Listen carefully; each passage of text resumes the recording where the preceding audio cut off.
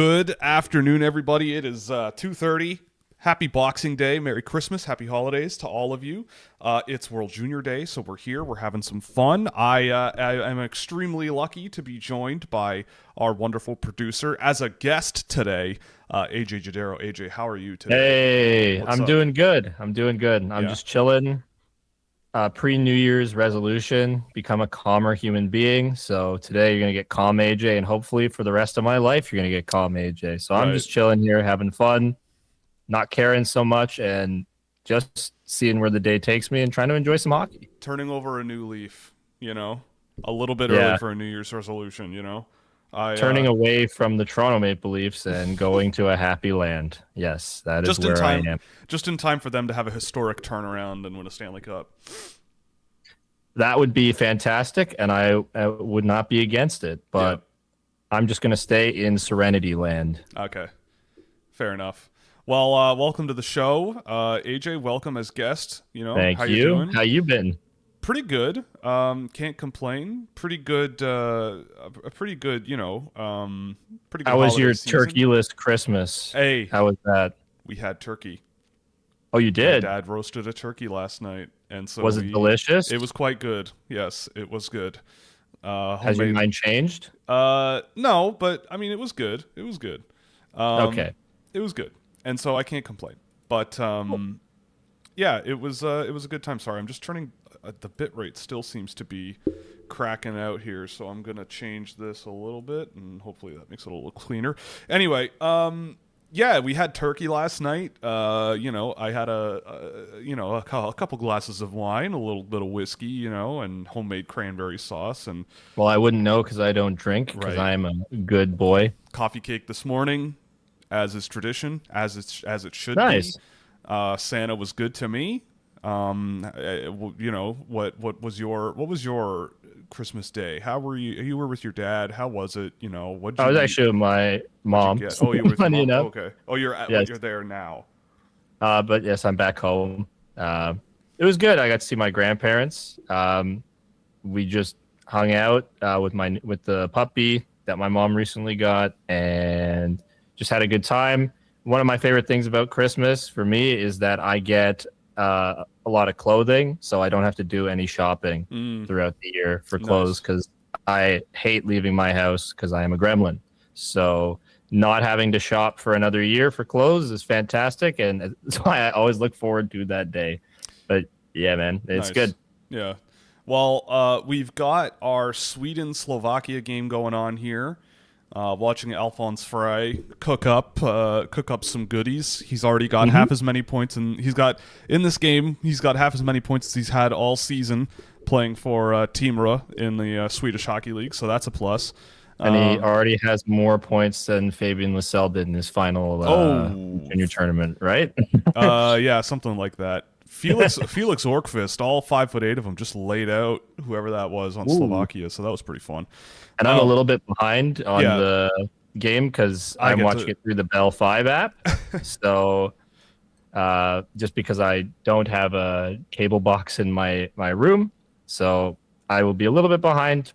Not too bothered by it. I'm just happy to watch. And honestly, it's kind of okay if I get spoiled on stuff because I'll know to pay attention. That's fair enough. Yeah, I get to play spoiler this time. Um, anyway, but yeah, I mean, I think I guess to get into the actual bones of this, the hockey going on here. I do think the Slovak team is probably one of the better ones they've put together in quite a while. Both of the goals against have been on the power play, which in a So tournament they like don't count. right in a tournament like this, like that's when you kind of have to. Like a lot of the upsets come when teams take too many penalties, or a lot of the teams that are maybe competitive at 5-on-5. Oh, that's another post. A lot of the teams that are competitive at 5-on-5 end up down a man at a key point, and when you're down a man against a team like Sweden, especially this year's, it makes your life a lot more difficult. So 2 power play goals puts Sweden up on Slovakia today already, but I don't know. I think it's closer than a 2-0 game as long as Slovakia Yeah, stays out of the penalty box, at least to this point. they had a decent rush chance, at least on my screen, not too Hmm. long ago as well. Yeah, I think But that's their what second post of the game at 5-on-5 too. Oh, that's brutal. But I've kind of noticed, like leading up to like before that play, it felt like that 2-0 goal has really swung this into Sweden's favor, and like Slovakia's kind of been breaking down a bit more Yeah. and like bleeding better chances. But Mhm. it'll be interesting to see what they can do from here. Because yeah, like the mental side of anything is always like I feel like that is a huge part of any sport. And when you go down 2-0, it can be really, really tough to bounce back. Funny enough, when I was a kid, one of the things I used to do, like I didn't play competitive sports, but like I played like just some like anytime I'd play like at summer camp or wherever else, my mindset going into a game would always be like, I'm up 3-0. So Right. I could feel like I had the lead and would play better. And it honestly worked. Shout out to 11-year-old me for figuring out that trick and becoming more confident in life in games. Because I just, if I pretend to have a lead in my head, I play better or perform better just because I'm more confident. Mhm. It's one Fair of enough. those weird tricks that's worked in my life. Do you have any tips for stuff like that? Like anything you do to like sort of calm you down in competitive situations? Pee my pants sometimes, and that feels better. That relieves Oh, things. No, I'm so you're kidding. like Jared Goff last night. I don't know what that means. Yeah, I know you don't I know what don't. that means. Wait, is it Sorry playoffs to or all is the it the Detroit last week? Is Lions it the fans. last week of the season or is it playoffs now? It's close. Like we're getting close, but the Detroit Lions were eliminated yesterday. Oh yes, I saw that on my TikTok this morning. The sad faces of Lions fans and everything because it Yeah. came down to the wire.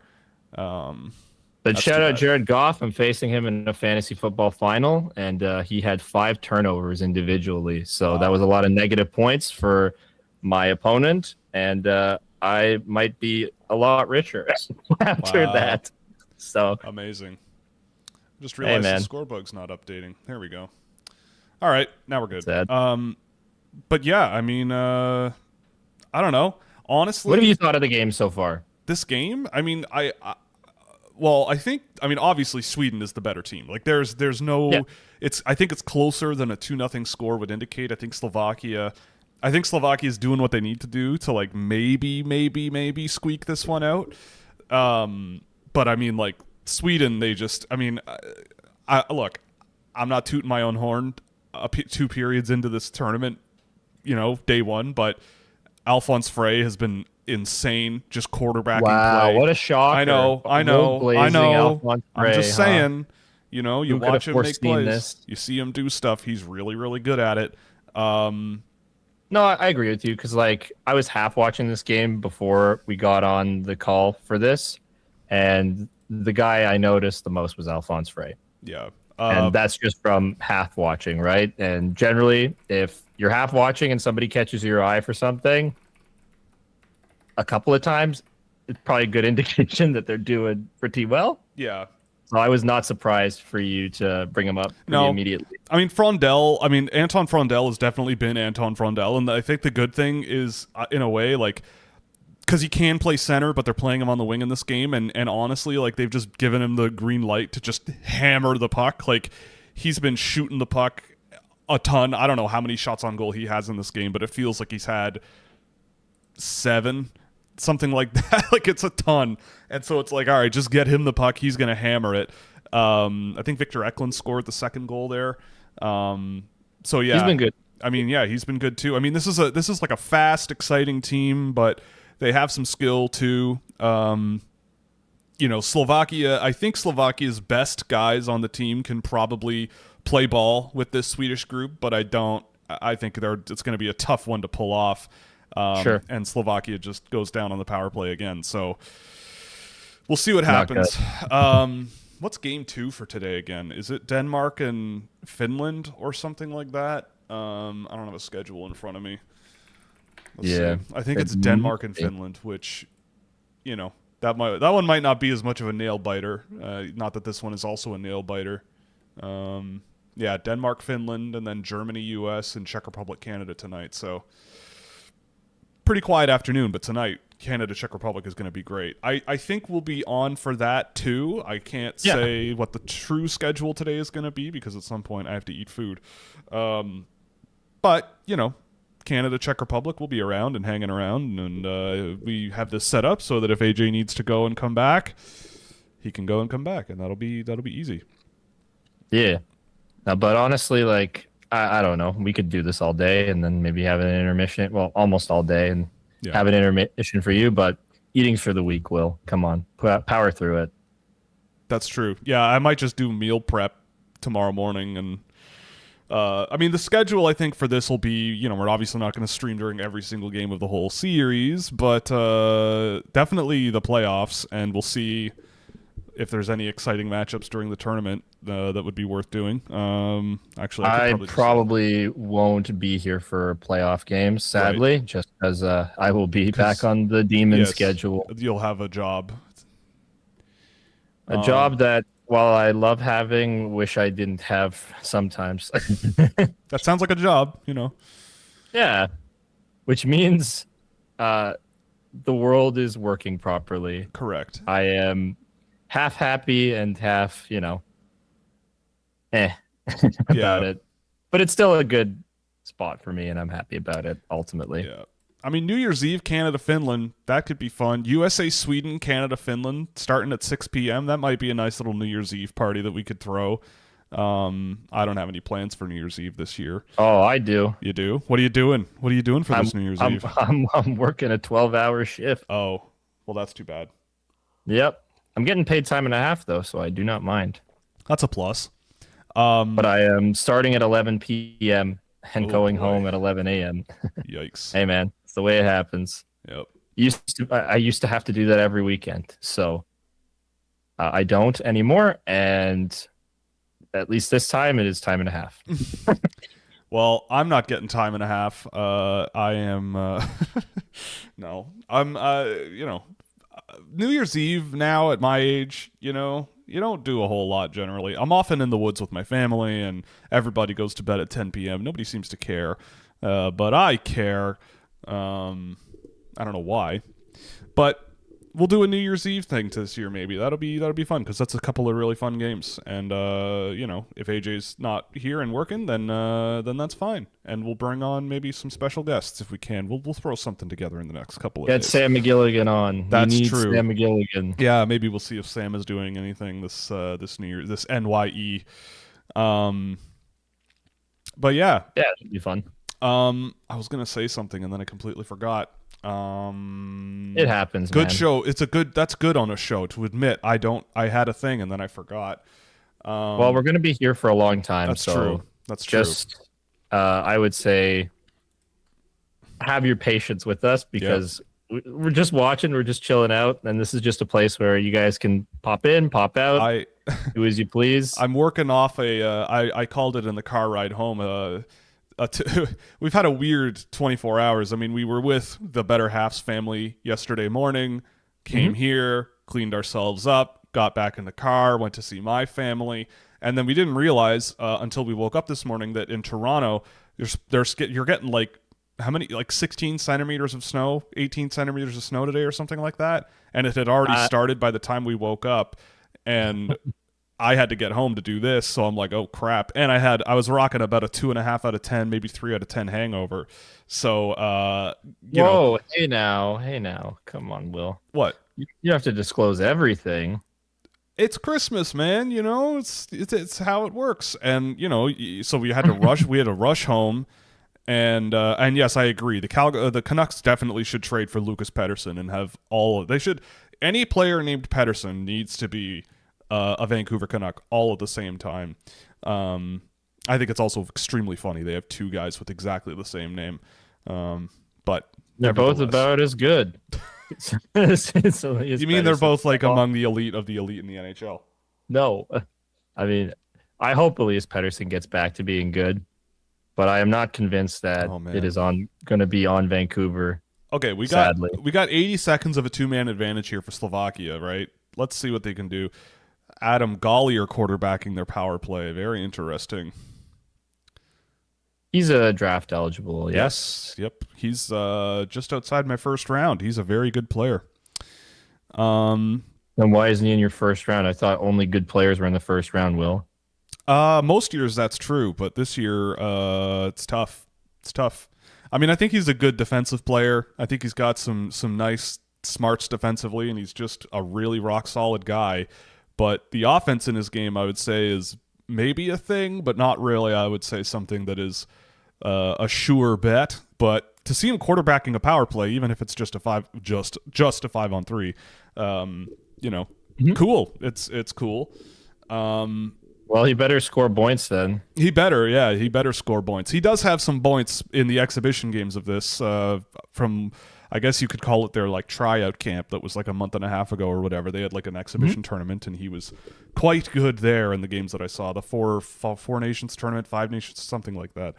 But yeah, I mean, like I said earlier, though, like this Slovak team, I mean, maybe there's a chance that like they've got some shooters on this team too. Hovan, your favorite name on the team, Jan Chauvin, Jan Chauvin, and Sverchek can shoot, Pobajal can shoot. You know, they got a lot of shooters on this team. So, speaking of which, Pobajal just hit the post. So there you go. Oh, fantastic. Yeah. There it is. Oh, I haven't even seen the face-off. Okay. Get taken yet. That's okay. 4 seconds left in the second period. Who is this? The Toronto Maple Leafs? What's happening? No, the Toronto Maple Leafs don't score goals. That's just not No, true. they give up. They're up a goal, and then they're up 2 goals, and then they give up the 1 goal to close the gap with 5 seconds left in the period. That sounds more in line. Yes. The Leafs are Sweden in this situation. Yeah, what, that was choke artist, like always. Is that the comparison? Was that also on a 2-man, or is that on the power play? Yes. Okay, so they still have a power play going into next period. That's sick. I should also mention I am trying to be. I do not care who wins this game. It would be great to see Slovakia upset Sweden, but I think this tournament, like outside of Canada, is so close. Actually, that's a good point to note. That on Scouching.ca, as of the beginning of this game, you can access our World Junior Preview post. So here we go. I'll post it in the chat if you want to follow along. You'll also get access. Yeah, I'm gonna take half credit for doing nothing. Yeah, exactly. You can also have access to a free spreadsheet tool to track the rosters, and we'll update the standings in there as well if you want. Nice little spot to keep up with all this stuff going on. And there's no ads on it either. And there's no ads. Wonderful? There's no ads. Yeah, no ads. But it would be very nice if, I will say, there's no ads, but it would be very nice if there was a Scouching.ca subscription in the near future. We're doing a 25% off Boxing Day sale, applied automatically at checkout. So if you don't see it until you get to checkout, that's okay. It's normal. But yeah, I mean, we got all kinds of fun stuff. I'm rebuilding a bunch of our data visualization tools for subscribers. That's taking a little bit longer than I want it to take, but we're going to get there. I want it to be good, not just presentable. So we're working on that. And we've got all kinds of stuff. I mean, the videos are going to be kicking up in the next little while. We're going to be doing video room stuff down the stretch, and reports start in March. So you'll get early access to those as soon as they're done as well if you're a subscriber at any tier. So yeah, it's a good spot to be. The Discord server is always bumping now. It's a fun place to be. You can yell at AJ and taunt him and taunt me and all that stuff, and we'll react accordingly because we're morons. We're morons who are easy to get on the wrong side of. Antagonized. We're so easy to antagonize, and so if you like that, get involved. Absolutely. And also more game tapes on the way as well. Yes. I still haven't exported the Preston video even though it's done. But it's done, and right. I'll put it out. Nobody's watching YouTube at this time of the year anyway, right? I'll put it out for subs. He says while on YouTube. I will also hopefully. Yeah, hopefully I will remember to do it. yeah. But it's done. Yeah. Okay, so there's a couple comments about Stenberg. Starting to believe the Stenberg hype. The highlights don't wow me, but watching him has changed my view. And do I have a player comparison for Stenberg? I mean, do you want to hear Craig Button's player comparison I don't think first. I heard it. Who is it? Kucherov. Why is everybody doing Kucherov now? I don't understand that at all. But okay, I mean, I don't see Kucherov there at all. That's why I said it, because I knew Yeah, it'd be no. funny. I mean, I think if with a Stenberg, like If Kucherov is your center, there's a problem. I'm thinking more like the name that first popped to mind is like a Jake Gensel, where it's like that productive first line, like a first or second line guy. If he's on your second line, you've got a really good first line. But a guy You're talking about an elite complementary yes, player. like as about as elite a complementary player as you're gonna find. Like I don't know if Stenberg is a guy who can like take over like a full game or whatever and like just drive the bus forever. But I do think he can.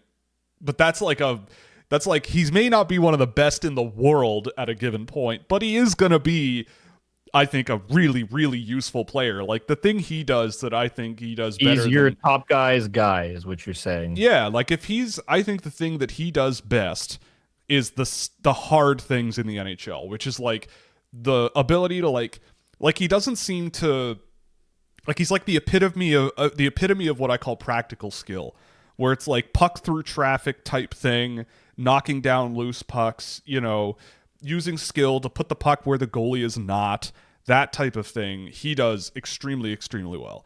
So that's the stuff where I kind of, and you know, like he's a good forechecker, pretty good stick checker. Like he's a smart player as well. He can score. He can get to the net off the puck. He just is like a really good hockey player. And there's very little that you can poke at and prod at and go, well, I wish you did this better. I wish you did this better. Like I think his raw speed and sort of escape velocity is the one thing kind of holding him back from being that one of the best in the world type players. But in terms of just getting it, understanding the game, and just doing a really good job of driving good results, like I think he's going to be a really, really good player. I mean, I've only liked him more and more as well the more I've seen him this year. He's working. I mean, he's at number one on my list right now. And it's one of those things where it's just really hard to ignore him when he's on the ice. Like it's always like, oh, who did that? Who threw that pass out in front on that play? Oh, it was Ivar Stenberg. Oh, who did that back check there and that little stick check on the back check there? Oh, it was Ivar Stenberg. Oh, who had that nice little skill move on a pass reception to get around a guy in a men's professional league? Oh, it was Stenberg. So he does a lot. I mean, a comparison for McKenna, I think. We hear Craig Buttons first. Is it Nikita Kucherov? No, Who is it? it is Patrick Kane. That, I think, is like best case scenario, I think, as you're looking at a Patrick Kane. I saw someone, I will say this, I saw someone tweet, and this is a person who I don't know, I don't pay too much attention to, but I always love seeing their input on the internet, because sometimes this person says things that are in my head, but I'm too much of a coward to really put out there. But he put out a tweet that said, Gavin McKenna is significantly more likely to be a Nail Yakupov than Connor McDavid. And that I fully agree with. I think there is a non-zero chance that McKenna really struggles in the NHL. But I don't think he will. I think he'll figure it out. I think he's got a better head on his shoulders than Nail Yakupov did. But the other thing about Yakupov is people forget how good he was in his rookie season. And then it seems like Edmonton was just not a good fit for him, and it just became a nightmare. But nevertheless, I think realistically speaking, I mean, like Patrick Kane, I think is best case scenario.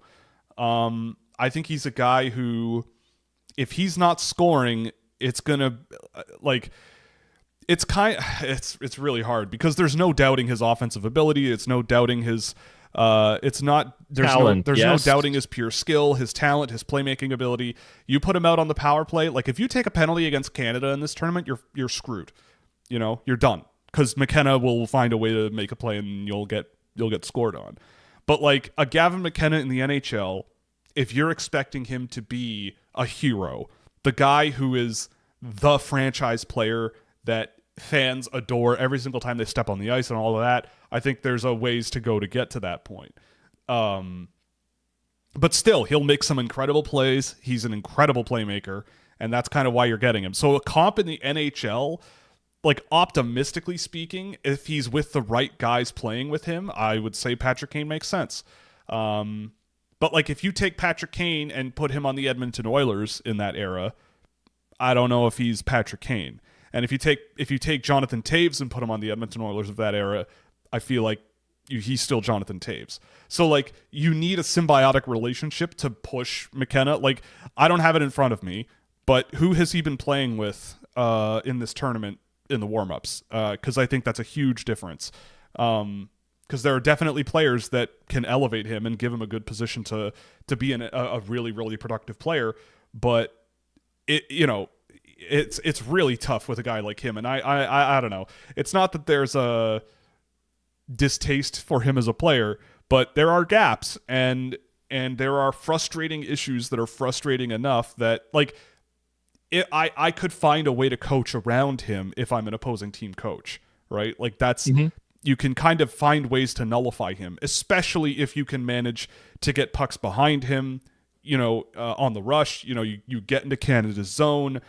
His defensive play has, in my opinion, this year been very, very, very limited. And so you can kind of maybe work that into your game plan against him, because as long as you're not on the power play or not on the penalty kill, it kind of takes away a lot of his threat, at least as he is right now. So I don't know. An NHL comparison, I'd say optimistically, yeah, in the right surroundings, you could have a Patrick Kane-like career.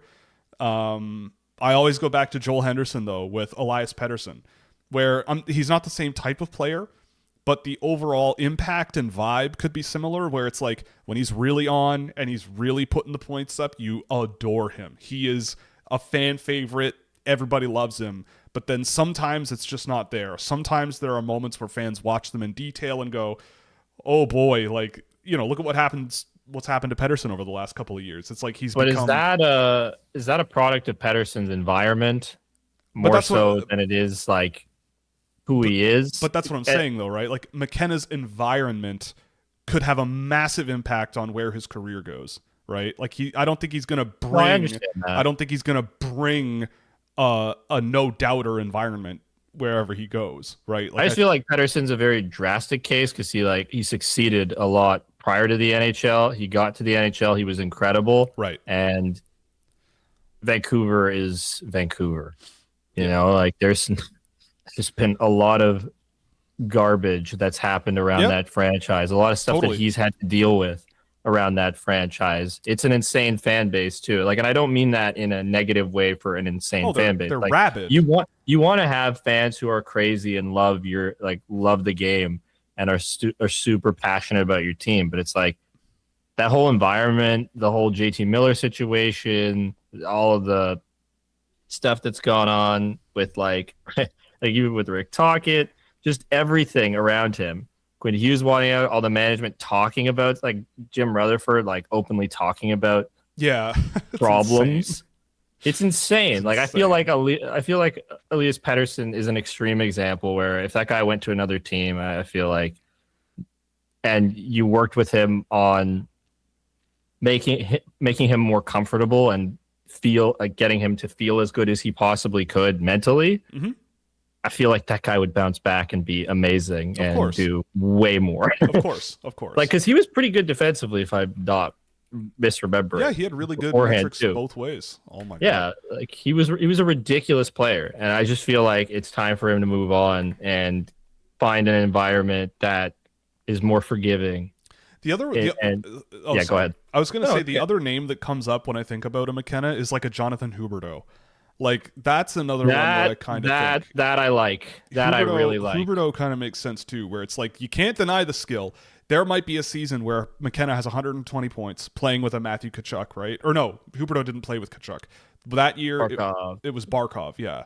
Like if you put him with the right guys, yeah, he could score 120 points. But like I think that one season where Huberdeau had all those points, it was like a lot of power play, a lot of secondary stuff, but it wouldn't have happened without him, right? Like he's a catalyst, but there are limitations to it, right? Yeah. So that's where I kind of see a guy like McKenna fitting in.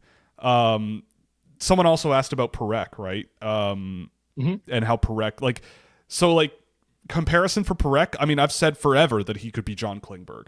Like that's the player I've always seen in a Zane Parekh, where it's like you might see him score 20 goals one season and be a 70-point guy, run a power play in Calgary really, really well.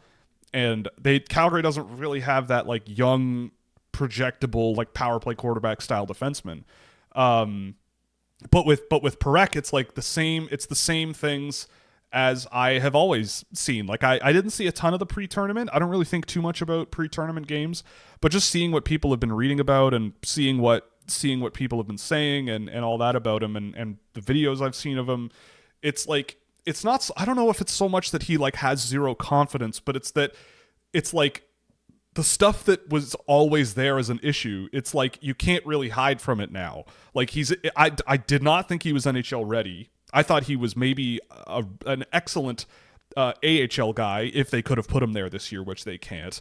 But he should be a dominant defenseman in this tournament. Like if he doesn't just absolutely, rip up this tournament as an offensive defenseman, I feel like that might be a bit of a questionable thing. But like the issues in his game to me were not even so much like defensive rush management. Like he actually got pretty good at it, but the defensive zone play with him was always really sketchy. The breakout passing was always really sketchy to me. And, he's one of these guys where he'll bring a lot and then sometimes you'll go, oh boy, I think there needs to be a bit of like, there are things he brings and there are things that might need to be a work in progress or that you might have to live with, right? But the things he's really good at, it's the same as McKenna. There are areas of his game that are undeniably excellent. And I think at this tournament, he should be able to figure it out and play the reps and get the minutes to rip it apart. Especially, again, like McKenna, like if you take a penalty against this Canadian team, you're screwed. I don't know how this Canadian power play doesn't score a 50% clip on the power play or more. Like it's crazy how good that team is on the power play, or could be, but time will tell. Yeah, and good decision making can come with time as well. Oh yeah, like I mean he's only 19, right? Yeah, so like there are things that I've implemented in my own life. Like when I was a kid, I sang a lot, and I still like singing quite a bit and still work at my voice.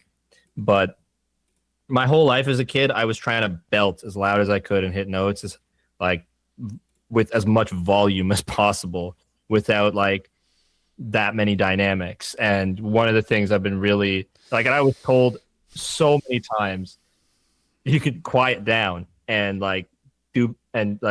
focus on having great sound while being quieter. But I didn't care. I didn't want to listen to what people had to say. I was trying to be as impressive as possible. And to me, that was being as loud as I could and hitting these notes, full power, full voice. You were Benson Boone before Benson Boone. Sure.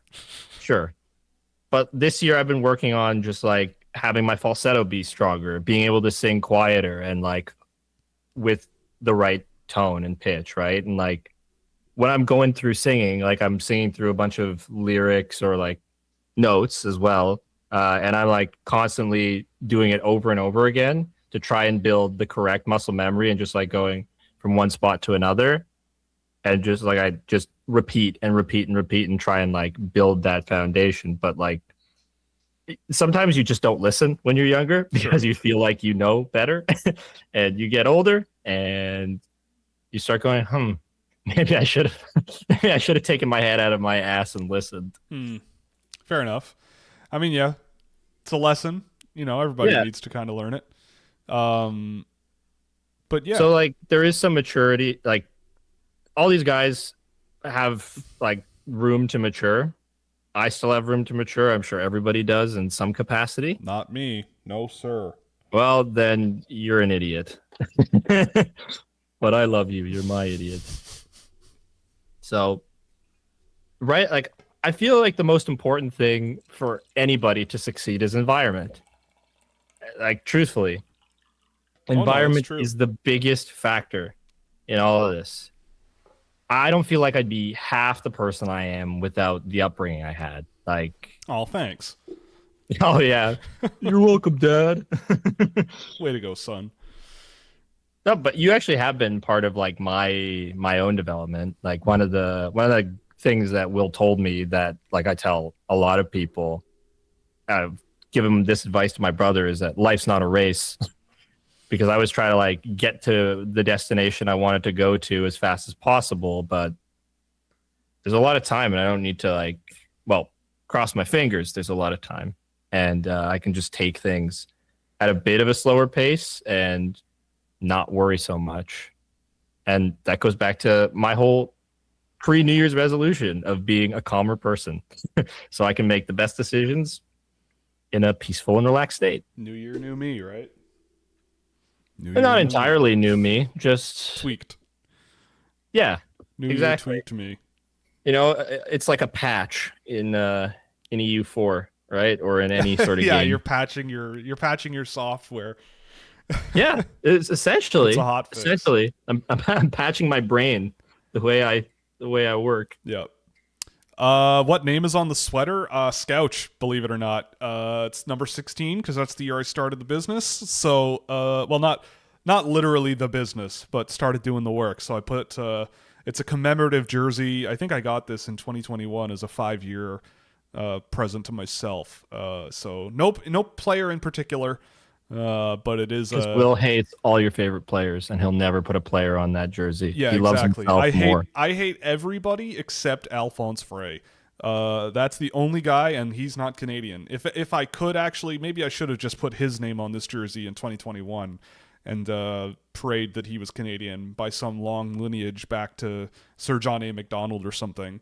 Just put Brad Lambert on a Canadian jersey and hope he switches allegiance. Yeah, switches back to Canada. Canada has not played yet. They play their first game tonight against the Czech team, which the team will be, that has beaten them in the last 2 World Junior Championships, if I'm Czechs, not mistaken. And they are good. The Czechs this year, I think, they're a gold medal threat, I think. Okay. I think they are a very, very good team. Like it was one of those things where I was putting together the videos or the stream we did where the videos came out of it. If you haven't seen any of those, go check out the channel. There's team previews for all 10 of them. But like doing the write-up that I did, like flipping through it, I looked at the Czech roster up and down and I'm going, I don't know who I would like. If I think this is the 5th best team in the tournament, I can't really tell you why I think that. I don't know.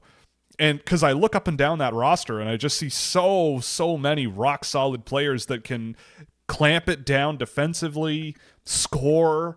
They have some good goaltending. Like they're a team that, I mean, if Canada comes out sleeping tonight, which is not uncommon for them in this tournament, I think they've lost their first game a couple of times. You never know. But I really think the Czechs might be a team that makes their way to a gold medal game, and from there, who knows? Because I think the U.S. team is a little bit softer than usual. I think the Swedes are very, very good, but you never know with Sweden. They haven't been to a gold medal game since 2014, something like that. Something like that. No better time like the present, and this is a good team for them to do it with. But I think it's going to be a bloodbath as to who gets to the gold medal, right? Canada, I think, has the team that has the talent to get there, but I think there's a bunch of teams that have just as much of a chance to get there as any other. Yeah. Let's say you're Craig Conroy and you have to pick 3 in this draft. McKenna and Stenberg are gone. Who are you picking for Calgary's case? The second comment, Tynan Lawrence, it's probably him. I think Tynan Lawrence is exactly the type of player that Calgary definitely could use. They've drafted a lot of skill recently. They've drafted a lot of fun. They've drafted a lot of really, really talented, maybe project players, I think, that could turn out really, really good for them. But they still need like a glue. Oh, geez. They still need that like glue guy to sort of bring it all together. And oh my goodness, their coach is, I don't know if you can see it on your broadcast yet, but I'll get there. Yeah, you'll get there. But anyway, I think Tynan Lawrence is a perfect option there. I think he's one of the rare, real 200-foot true play drivers in this draft that I think when all is said and done, might become the most valuable player in this draft class. I think he's a contender for that, which is why I have him in my top tier and as high as I do. A comp for Tynan, Well,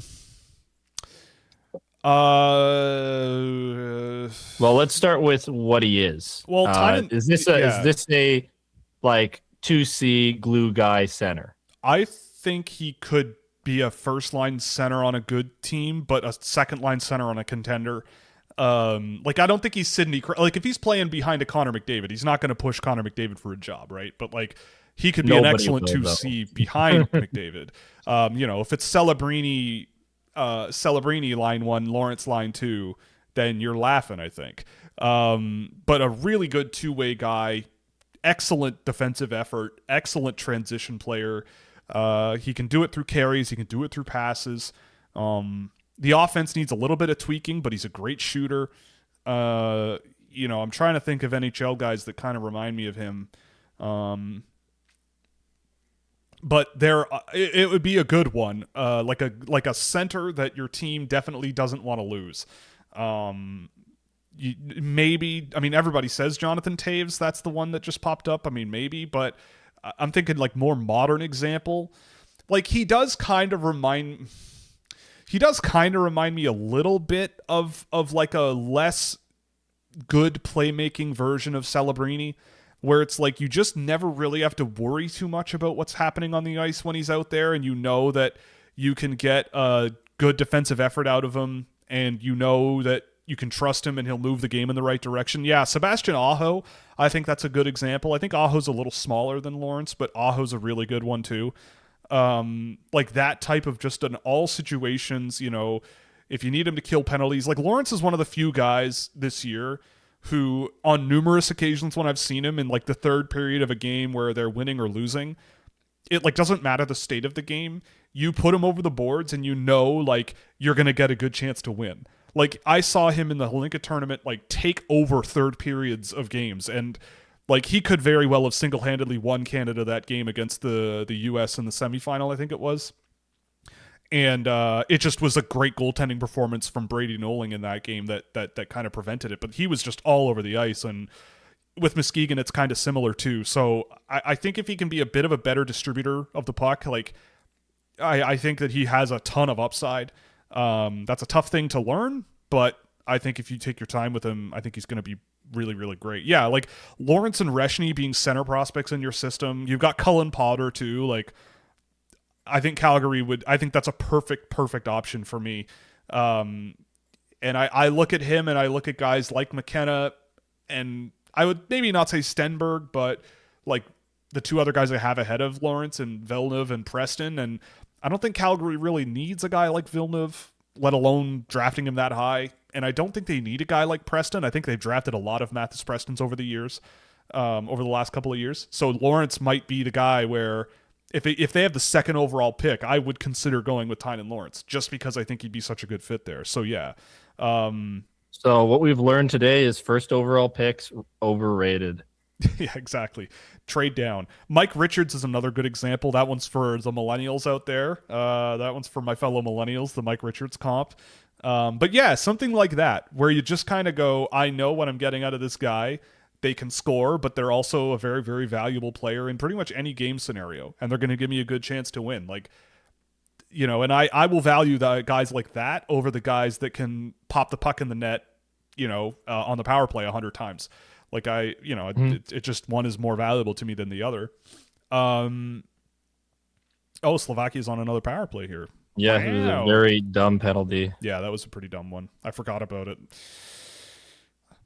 But yeah, Tynan Lawrence, good player. What's with the bank shots off the back of the net? What is with that? Why do people do that so much? Or like from behind the goal line? It's like, I'm going to try to pop it off the goalie's head. Because they want to get out a highlight reel, true. Will. Speaking of highlight reel, holy. That's B-rated second round prospect Vigo Bjork. Just FYI, everyone, with a shorty. Oh, I'm seeing it. That's gross. Dude. He's number 7 on my list. That's why. He'll be number 4 on Button's list now. Yeah, he's gonna be he's gonna be number 4 for Button now. Like he's on his he's as he's talking, he's in his document, his Word document or whatever it is, and he's or his Excel Short-handed goal. It's like fantasy points. Lenyak might have wanted to have that one, but that's a nice goal from Bjork. That's a really killer. Nice That's a real killer as well. Sucks. Like Slovakia has a lot going their way. Yeah. Also, and sorry. just you lose it Yeah. on one shorthanded rush. Yeah. Who are this year's Scouch guys? The Stankoven, Hudson, Stiga types that will go later than they should. I mean, I would say Justavara Carlson. He's actually on Sweden this year, number 29. Well, nobody wants to rank him because his name's too long. Yeah, that's man. true. But he's like a bottom 6 guy for them this year. But he's a really good checking player. I would say. Ooh, coach's challenge. Yeah, they're challenging it. This year it's tough, like, because I don't think there are that many guys where I go, they're these like undersized energy types that nobody really cares about. Like, I don't think there's that many of them. I would say maybe Victor Plant is one of them for the U.S. He's not in this tournament, but he probably will be in the next couple of years. He's really I've really liked him. The guy I really like that nobody else seems to is Verdi Svensk, but he's a defenseman. And he's not 5'9", so he's good. I think this is coming back. It is. I didn't see why they're challenging it. I've been too busy thinking. Goalie interference. Goalie interference. Yeah. Interesting. I think. We both don't have audio on. I have a little bit, but I'm not. It's too low. I can't really hear it over the sound of my own voice. Typical. But, I mean, Verdi Svensk is a guy who I have ranked in my first round. I really like the potential of a player like that. I think he's one of the better skating defenders in the draft.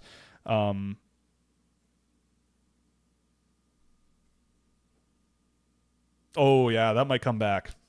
I don't know about that. I think it's coming back. Yeah, you can't... Like, Craig Button is pretty confident that should be a goal. I don't know about that, because he makes just contact. moved him up to 4 on his list, man. Yeah, like, true. He doesn't want to move the guy back down. Yeah, he doesn't have a control Z.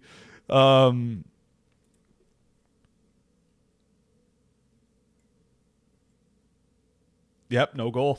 There it is. Yeah, that makes sense. I mean, you skate into the goaltender and hit their glove. Like, that's literally interference, right? Like, that's tough. You know, yeah, like, that's a tough it's one. It's definitely not intentional. No. And it's just you wheel up with a lot of speed. You put a puck on net and make inadvertent contact. And the contact puts the puck in the net. Yeah, like, that's just I don't know. Right call, but also at the same time, right. I look at that kind of play and I still think awesome play. Viggo Bjork, dirty player confirmed. Viggo Bjork, dirty player confirmed for running the goalie. Top 10 pick, baby. He grinds. He should still move up. Yeah, exactly.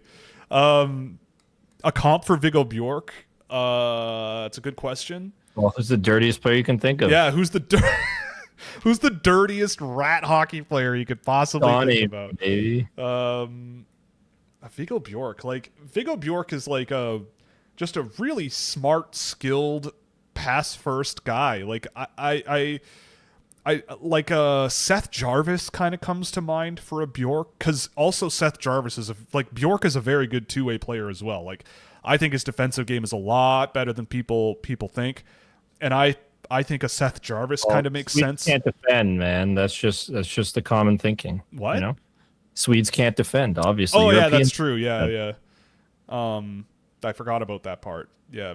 Europeans are soft. Yeah, soft Europeans who can't defend. Yeah.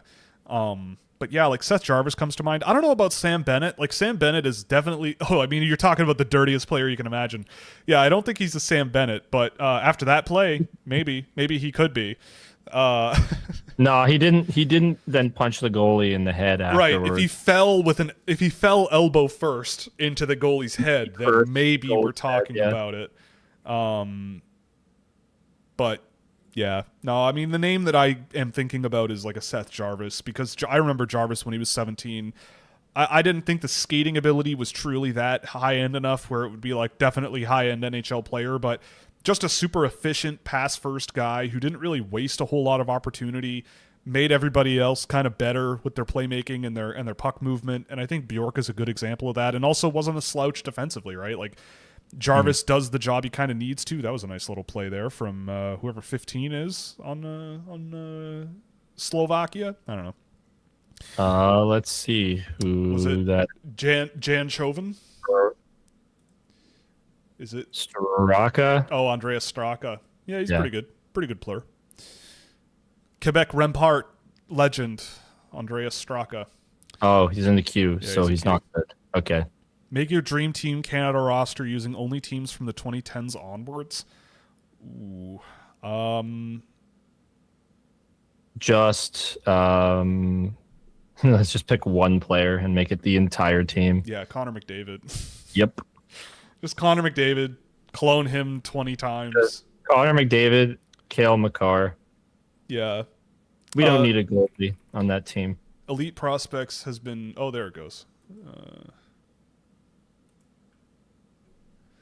Let's see.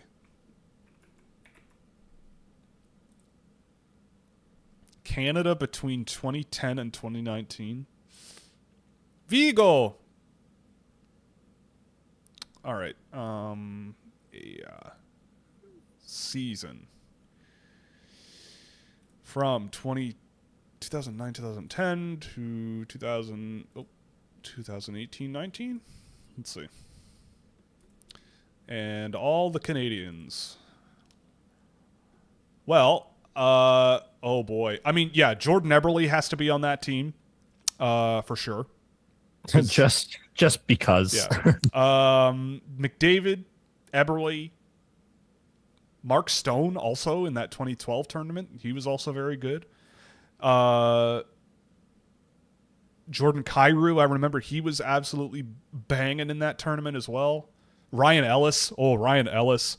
I don't think John Tavares was in the 2010s because he was also excellent. Cale Makar. Well, yes. Barzal. Thomas Chabot also was really good for Canada in 2017, that was. Nathan McKinnon ever played a World Juniors? I'm sure he did. Yeah. I don't know, actually. No, he didn't. Really? Yeah, because I remember McKinnon's first half of his... Wait, did he? Yeah, I don't... He might have when he was 16. Because when he was a draft eligible, the first half of the year, he was not actually that productive. He did go to a World Junior in 2013, but he had 1 point. He did not... He had 1 point in that tournament and then never went back. Oh, fantastic. So if you don't score in the World Junior, clearly you suck. We all know this. Yep. And if you score a lot, you might be the next Nick Patan. Or Brendan McMillan. Or Luke Adam. Yeah, he did play at 1. You're right. Yeah, Mitch Marner had a good tournament. I'm trying to think. Yeah, It's really hard to assemble a team of an entire decade live on the internet. Or as my grandfather likes to say, decade. Decade? Yep. I mean, that is how JFK said it. We choose to go to the moon in this decade. He likes to say, I am entering my 8th decade, is what he says to me. I'm like, okay. Sounds like it by the way you say the word. Love him, though. Even if he puts olives on pizza, like a lunatic. Loser. Crazy person. Yeah, St. John's Fog Devil legend, Luke Adam, my apologies. Treasure of Newfoundland. I shouldn't diss Newfoundland. I love Newfoundland. I've been wanting to go back there for a very long time. I haven't been there since 2000, so maybe one day. Maybe one day. Maybe one day. Go to Goose Bay, or go to, I don't know. What's that other? What's the other town in Newfoundland? St. John's, Goose Bay. I don't know. Anyway, my knowledge of Newfoundland geography is poor. I'm a bad Canadian. Nah, come on, man. Most of Canada is Toronto, anyways. It's fine. Right. Cody Hodgson? I think Cody Hodgson was a 2000s guy, right? He was a 2008 draft pick, so he would have been at the 9, maybe 2010.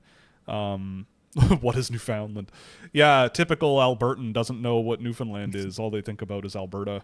Is that Ray Ann Yeah, saying it that? is. Yeah, it is Rayanne saying that. What is Newfoundland? I love you.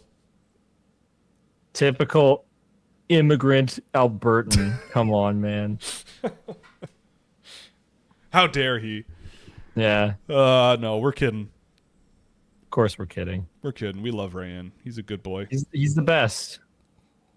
I used to hate Rayanne, like when he first popped up in our Discord server, because I was working at Dauber at the time, and he captured a picture of me with like a weird face doing the rankings meeting. And I'm like, who the hell is this weird person who has decided to screen capture my face? This teenager, this like 15-year-old punk kid who wouldn't shut up in our Discord server. Oh my goodness.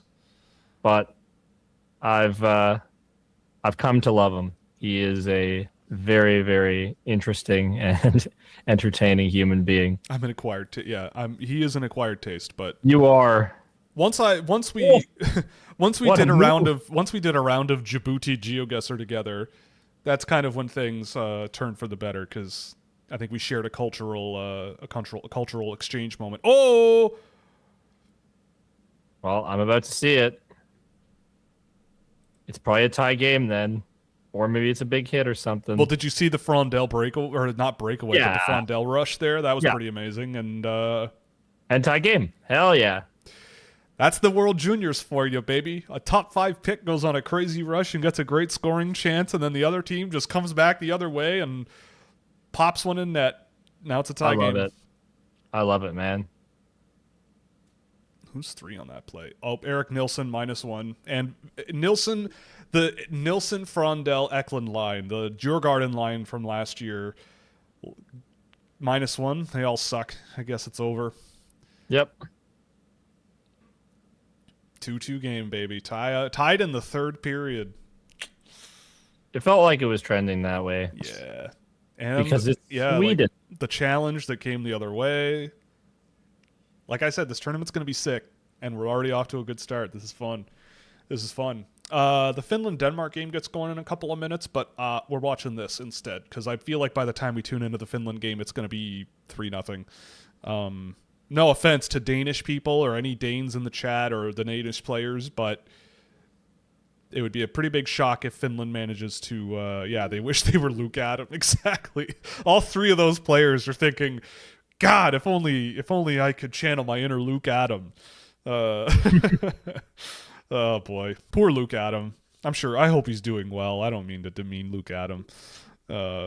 I'm not going to be able to watch the Finland-Denmark game without hearing that Danish Christmas song that was played in the 23rd season of South Park when they had that whole storyline of Gerald being the biggest troll on planet Earth. And cover Troll Tracker. Right.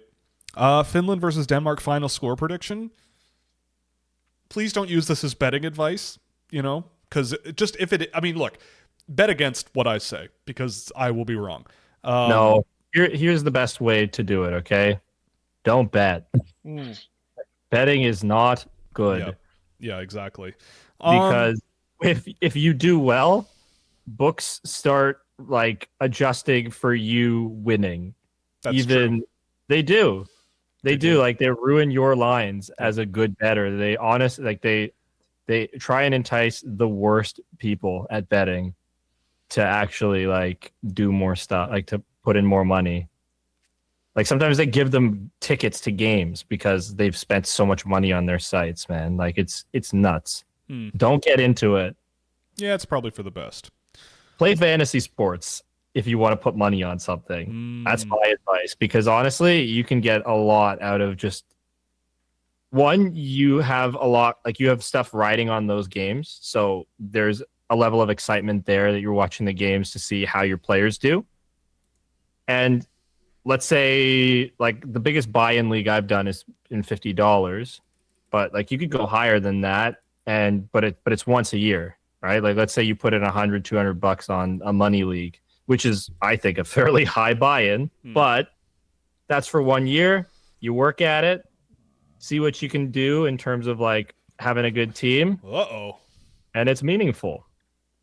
Don't bet on individual stuff. Yeah, don't do that. Like, it's just the vast majority of people who do that don't know what they're doing and lose money. Counterpoint: Pyotr Andrianov won me like $60 last year, so.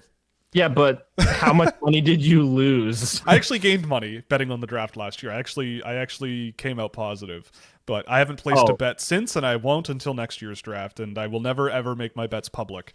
But I did bet on 2 goaltenders in the first round last year, and I did not think Columbus was going to draft Andrianov wherever they took him, 20th or whatever it was. But they did.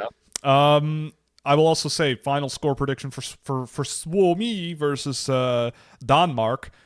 We'll say 7-1 Finland. I think we'll get a 7-1 Finland game. This one, I still think Sweden's going to pull this one off, but if it goes to overtime, I think it's Slovakia. Potentially.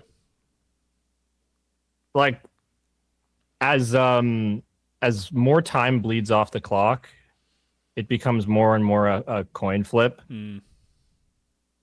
And so when you're expected to be winning and you're not, there's a mental disadvantage. Right. Where there's a mental advantage to be like, you're in it and you shouldn't be there. Like, it's true.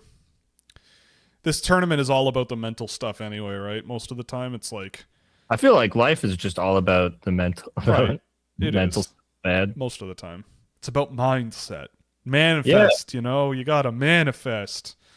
Manifest. More than anything, you just got to find ways to feel good. It's true. Without like feel good long term, not feel good right now at all costs. I feel good by placing polymarket bets. That's what I do. That's how I feel good, is polymarket all the time. How do you feel after those bets? Great. I feel awesome all the time because I go, wow, I feel good knowing that I've put money down on what day. I don't know. I find that I'm trying to work that website into a lot of conversations because I think it's just an absolutely preposterously hilarious business. That is comically nefarious. And is that the business that also like claims sport, like you could do sports betting on? And Kalshi is the competitor, and they're the ones doing more legitimate business deals. Like they just did a deal with the Blackhawks directly, so they're like a prediction market partner of the Chicago Blackhawks. So I don't know how that's going to be any different from sports betting, but I don't think it will be. They're doing it. Could Cole Reshny be the next Wayne Gretzky? Wayne Gretzky wishes he was Cole Reshny. He very well could be. There's nothing saying he can't be. Nobody can say he is not going to be Cole Reshny. No, I can say it. I can't say it with 100% certainty, but I can say it with 99.999 repeat certainty. You know? Yeah, probably. Or confidence, not certainty. Confidence. That's the word I'm looking for. Right.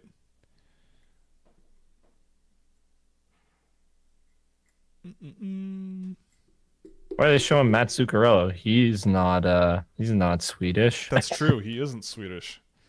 And Norway's not in this tournament. Yep. Why is he even here? He shouldn't even be allowed in the arena. Unbelievable. Because it's in Minnesota. Is it? I didn't know. Yeah. Uh-oh.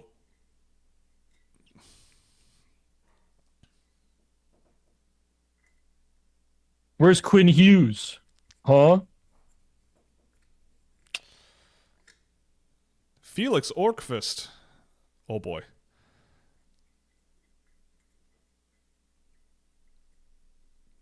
He's a girl dad, yeah. Matt Zuccarello in the girl dad hat. Oh. I think I'm getting spoiled by everybody on Discord. Maybe I'm crazy. Maybe not. Unless I'm just that far behind. Oh, it appears I am. Awesome. Fantastic. Well, we got a game. More of a game, I guess. Try and Nice refresh goal. this because I feel like I am way too far behind where I should be. What a goal. There's Ivar Stenberg, though. He places the puck where the goalie is not. Just a little slip through the legs there. No better time like the present to score a goal like that. Yeah, the next Kucherov, exactly. Yeah, that was gross. Yeah, Was gross. good player. Again, he just knows how to play hockey really, really well. Nothing flashy. Give and go. Go to the net. Little skill move and boom, goal. It's awesome. I love him. A1 to 1 Eddie Yenborg. Oh, here we go. Eric Nilsson. Nilsson top line, by the way. Scouching favorite, top 10 pick. Eric Nielsen, centering a Frondell Eklund line. Yeah, well, what is Sverchek done today, huh? Nothing. Yeah, and where'd you have him? I don't know. Wasn't it 11? No, I think it was a little lower than that, but I had him very high. But I think it was 11. I've seen him a couple times this game. I don't know why they're not playing him a little more, but whatever. Maybe you're wrong, Will. Maybe because I'm an idiot. Yeah. Stupid. Yeah. I will say, do you want to? I have to go to the bathroom. Do you want to tide the audience over until I come back, or shall I go to the BRB screen?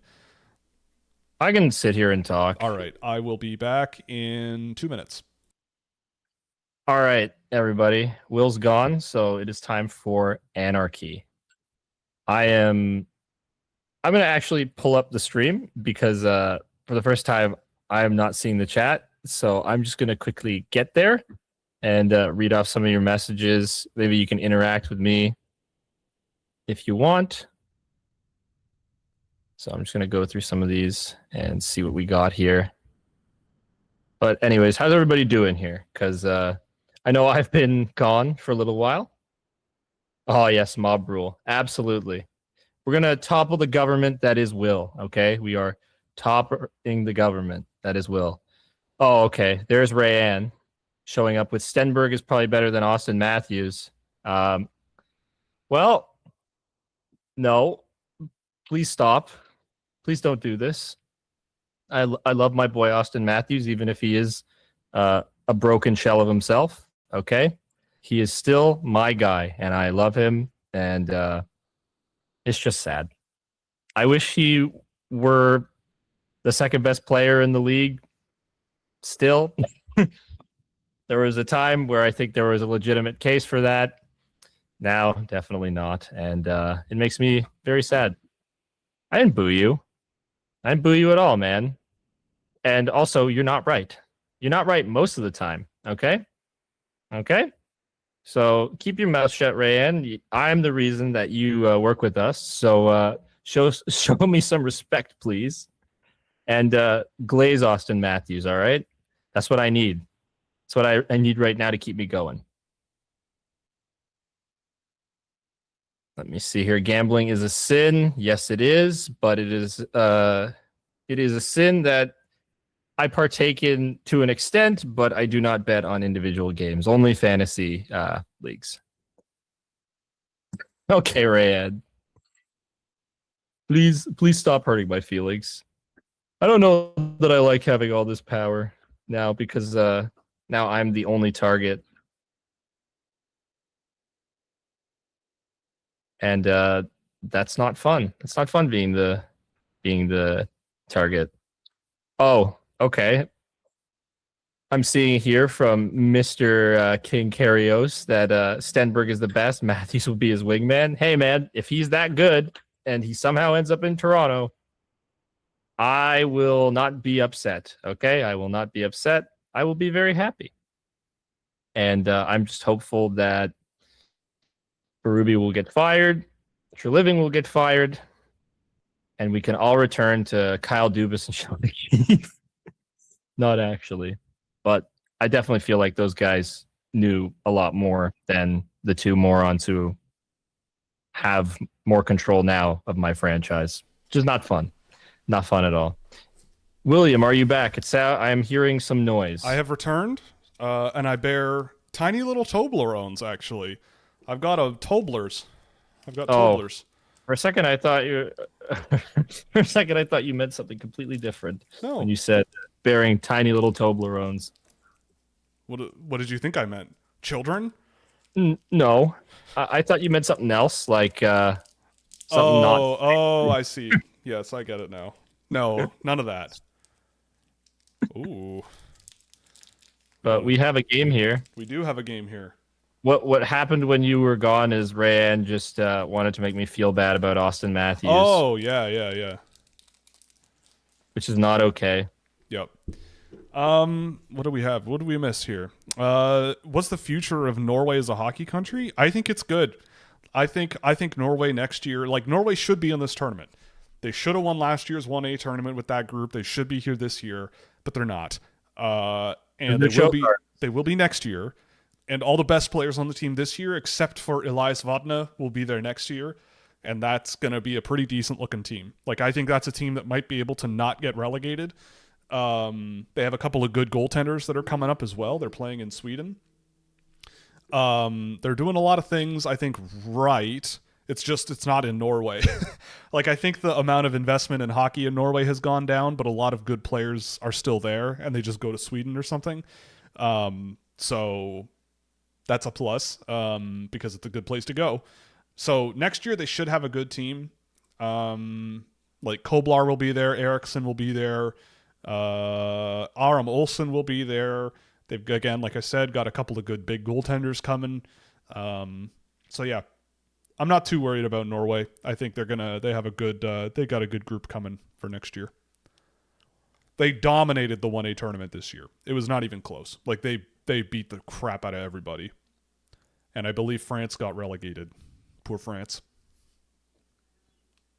Big sad. Big sad. Grand maladie.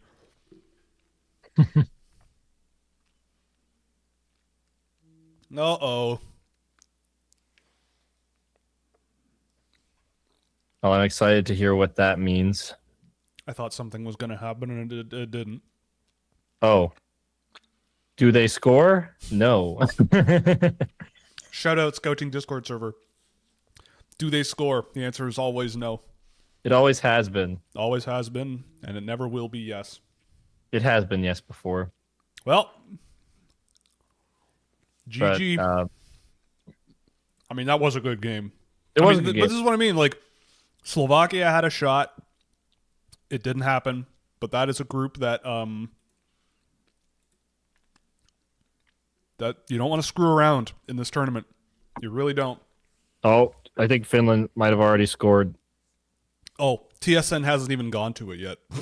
Well, I just switched to the other channel because I'm using cable. I got it.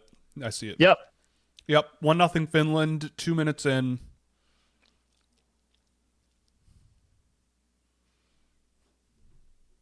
So we're starting strong, baby. I think for, here's my pedestal moment for the World Juniors. I think that the 1A tournament should happen right before the Division 1, the big tournament, and the winning team gets to play in that tournament immediately after. That might be a bit difficult to implement, but I think it's unfair in an age-restricted tournament that a team can earn their way into the big tournament and a bunch of their players, oh my god, and a bunch of their best players can't come back. I think that's not a fair thing. Oh boy. Oh boy. Wow. So, are we going to play GeoGuessr for the next 3 hours or what? I think so. But that's okay. EU4 stream? EU4 stream? I don't have my expansion pass anymore.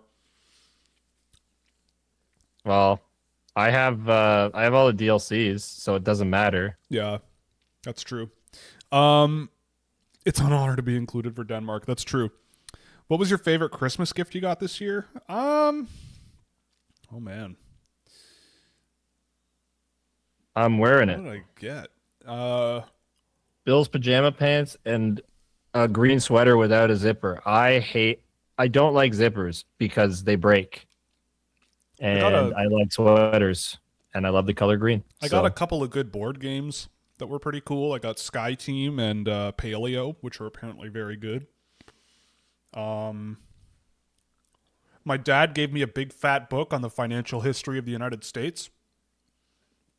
Oh, Daniel Neiman, there you go. I don't know. oh, is there another goal? No, almost.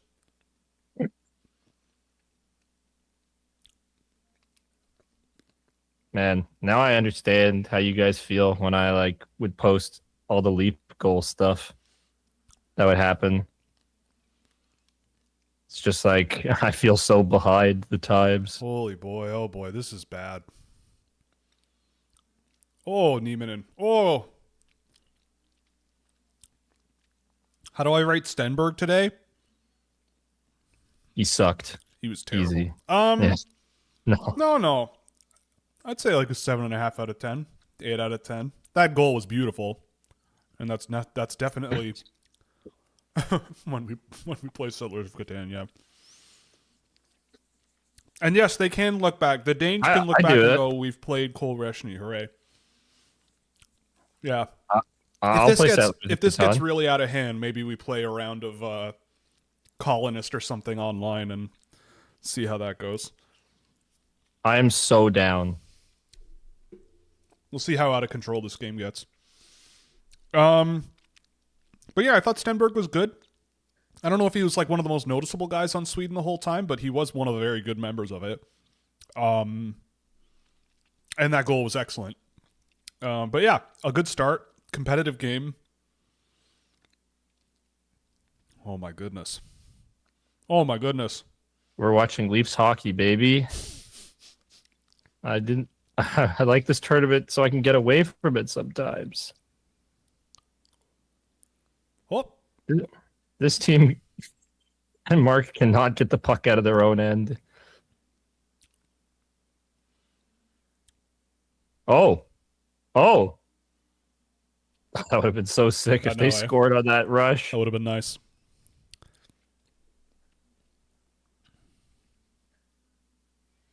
Nicholas Nukri. Finland better not beat them by too much because otherwise they'll release Troll Tracker. Well, you're gonna have to explain what that is to me. Oh, that's the whole. That's in That's the whole arc of South Park. Like I don't know. They're trying, like the 23rd season where like the Danes try and stop trolling, so they make everybody's internet history public. Oh yes. Okay, now I remember. Yeah. Have I ever played? They're gonna release it for just Finland. Have I ever played Diplomacy? Not that I know of.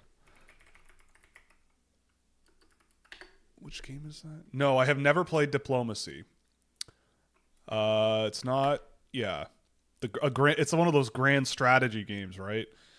Never had the patience for stuff like that, but we're big fans of Dune Imperium. That's a really good board game. Play a lot of Splendor. That's another one that we play a lot of. What else is in? I've got a big bag of board grand games. Strategy games, but I guess not board games. Okay, video games, absolutely. But whoop! Oh! Am I about to see William fun Bundgaard? moment? Oh my goodness, William Bundgaard with a 2-1 goal. There we go. Oh baby, we got a game. Danmark. That's HV71 superstar William Bundgaard. Atta boy. Hell yeah, brother.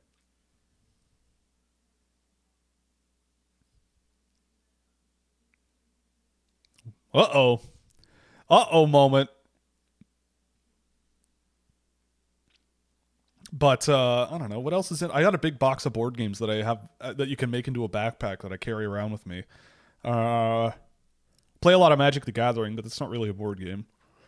It is not. It is not. What's in that? What is in that bag anymore? Seven Wonders is in there. That's a good one. My dad. We played Ticket to Ride. My dad loves Ticket to Ride, and he usually beats the snot out of us. And he did last night as well. Oh, okay. Yeah. So that's not normal. That's not abnormal. But he just wants to play Ticket to Ride.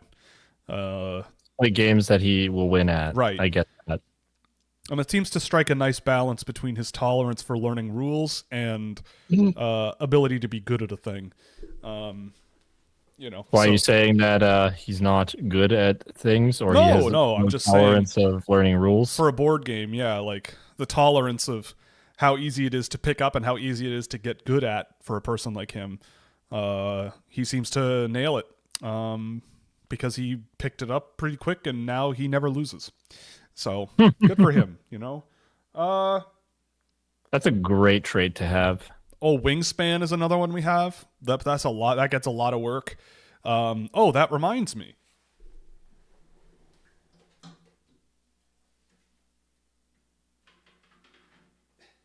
What does it remind you?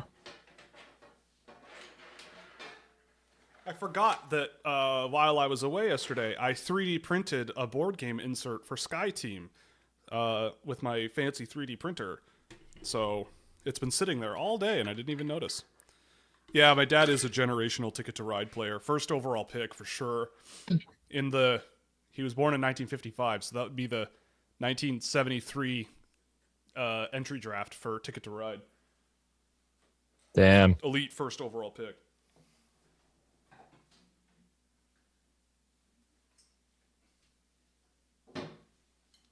All right.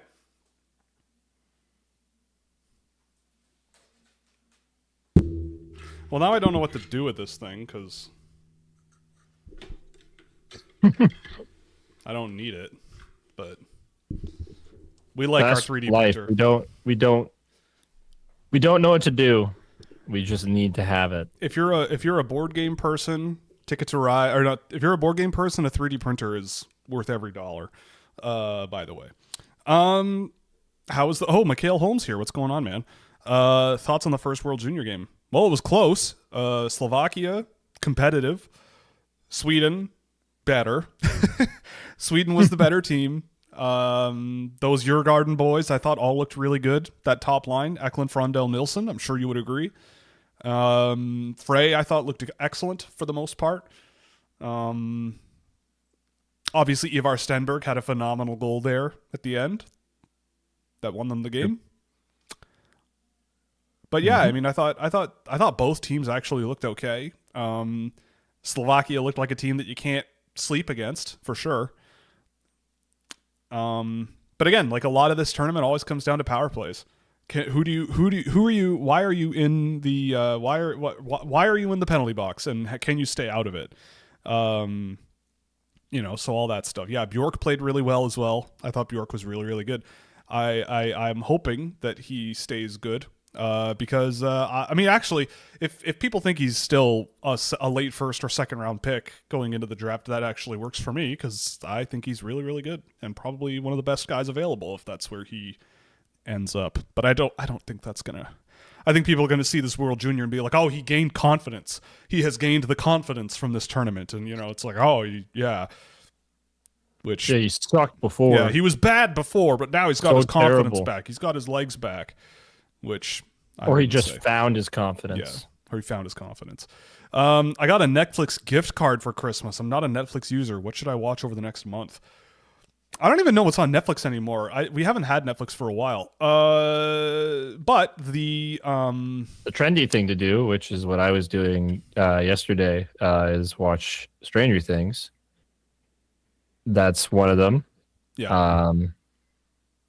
But you don't have to listen to me. You can also watch terrible WWE creative because it's not been good the past little while. Yeah. I mean, if you still want to watch Christmas movies, I think Single All the Way was a Netflix original, and I've been trying to spread the gospel of Single All the Way because that movie is awesome. might be Jennifer Coolidge in that movie might be one of my favorite theatrical performances of all time. Um, I just cracking me up. Oh boy, Denmark just took a penalty. It's over. Yeah, he was. Bjork was a bum on the street before that game. Now he might be Wayne Gretzky. Exactly. Now we're talking. Um, That's just how it works. All right. Like there's yeah, no in between ever. yeah. Mikhail, also, yeah, I imagine you were paying a lot more attention because you weren't talking to the internet the whole game. But Stenberg, Bjork, Genborg did look quite good at the end of the game. There, they were definitely a lot more noticeable. I thought Bjork had a great game. So it's really nice to see that. And again, that's a nice example of a really good balanced line, like a good, smart balance of line guys, where you've got Yenborg, who's a more straightforward power, strength, beat 'em up type guy. Bjork, the smart puck mover, playmaker up the middle. Stenberg, the all around complementary, do it all winger who can score and pass and back check and forecheck and just everything you could possibly want. So yeah, I mean, it feels like half of coaching is just putting the right group of guys together. Yeah, the Swedish Sidney Crosby, Viggo Bjork. Exactly. Yeah. Rumors of his demise may have been greatly exaggerated, I think, it seems. And Mikhail, you know me, I came into the season a little down on him, but the more I've seen him in the SHL, the more I've seen him with the big boy club, the more and more he's looked very comfortable and a lot better, I think, than he was last year. And good, not that he was bad last year, but a lot more projectable compared to where he was last year. But excellent game. And the other thing, too, to keep in mind is that 16 names on the Slovak team can come back next year, I think. 14, That's a lot. 14 or 16, something like that. So next year, like, this Slovak team might be a real problem if they aren't one this year, So good for them, though. Yeah, that's quite a lot. It is. Well, this game hasn't gotten completely out of control yet, so that's a plus. Yet is the key word. Yep. Yet is right.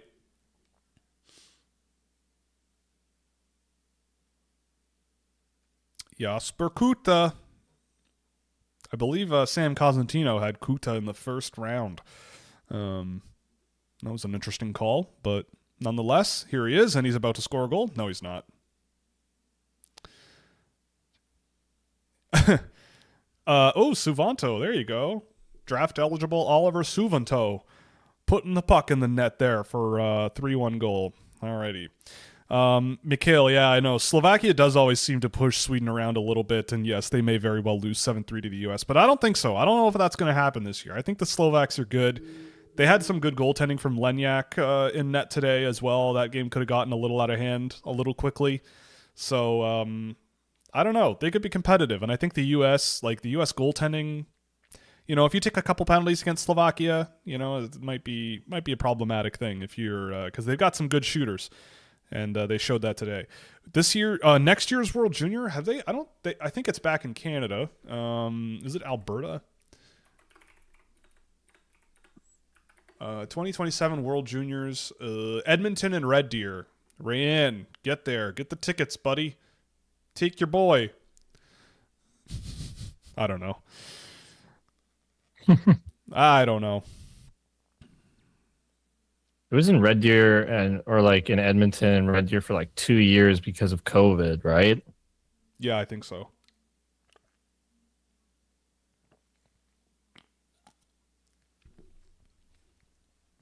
Suvanto is indeed a big boy. That is true. He is a very big boy. Well, He's a that's all that refrigerator. matters. Just need a big boy. If you don't have a big boy, then what are you doing, It's true. If you're 6'12", you should be able to be an elite hockey player.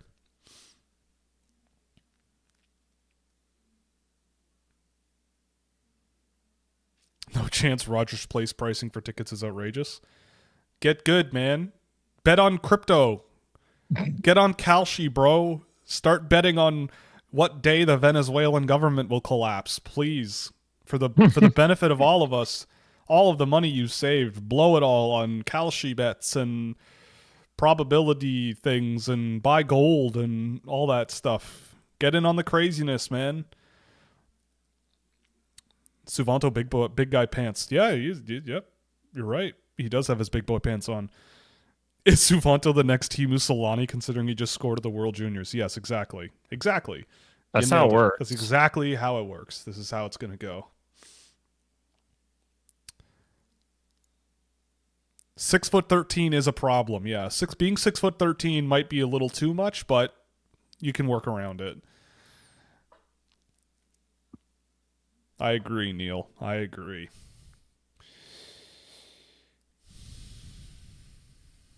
Aaron Kiviharu, it feels isn't this his 4th World Junior, I think? Is it? Oh man.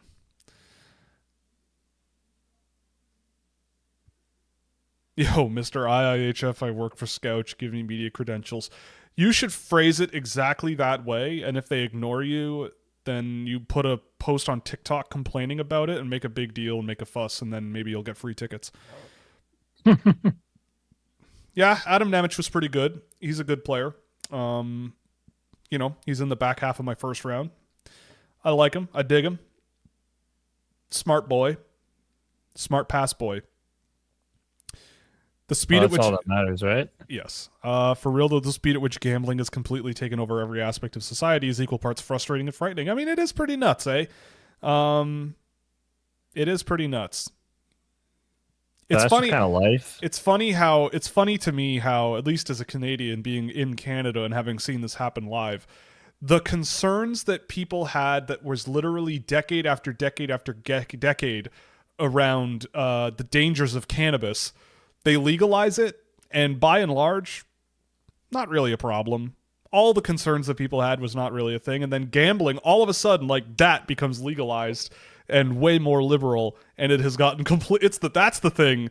The one that happened without much debate happened. Well, I guess there was a lot of debate, but it was pretty wild how fast that got way out of control and out of craziness. The crazy thing to me is that with Kalshi and Polymarket, they're able to skirt around gambling because they don't call it gambling. It's like it's like a prediction market. So it somehow skirts around the laws with regards to like state laws in the US and all that stuff.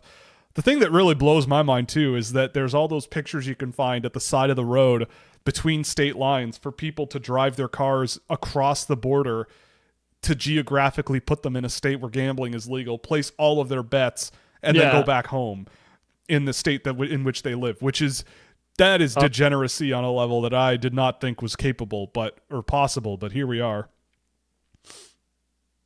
Yeah, we are in the Wild West era of gambling. Man. Yeah. What are your spoiler thoughts on Survivor 49, and do you think Survivor 50 will be as good as other All-Star seasons? AJ, you've watched the finale, right? Yeah. Yeah.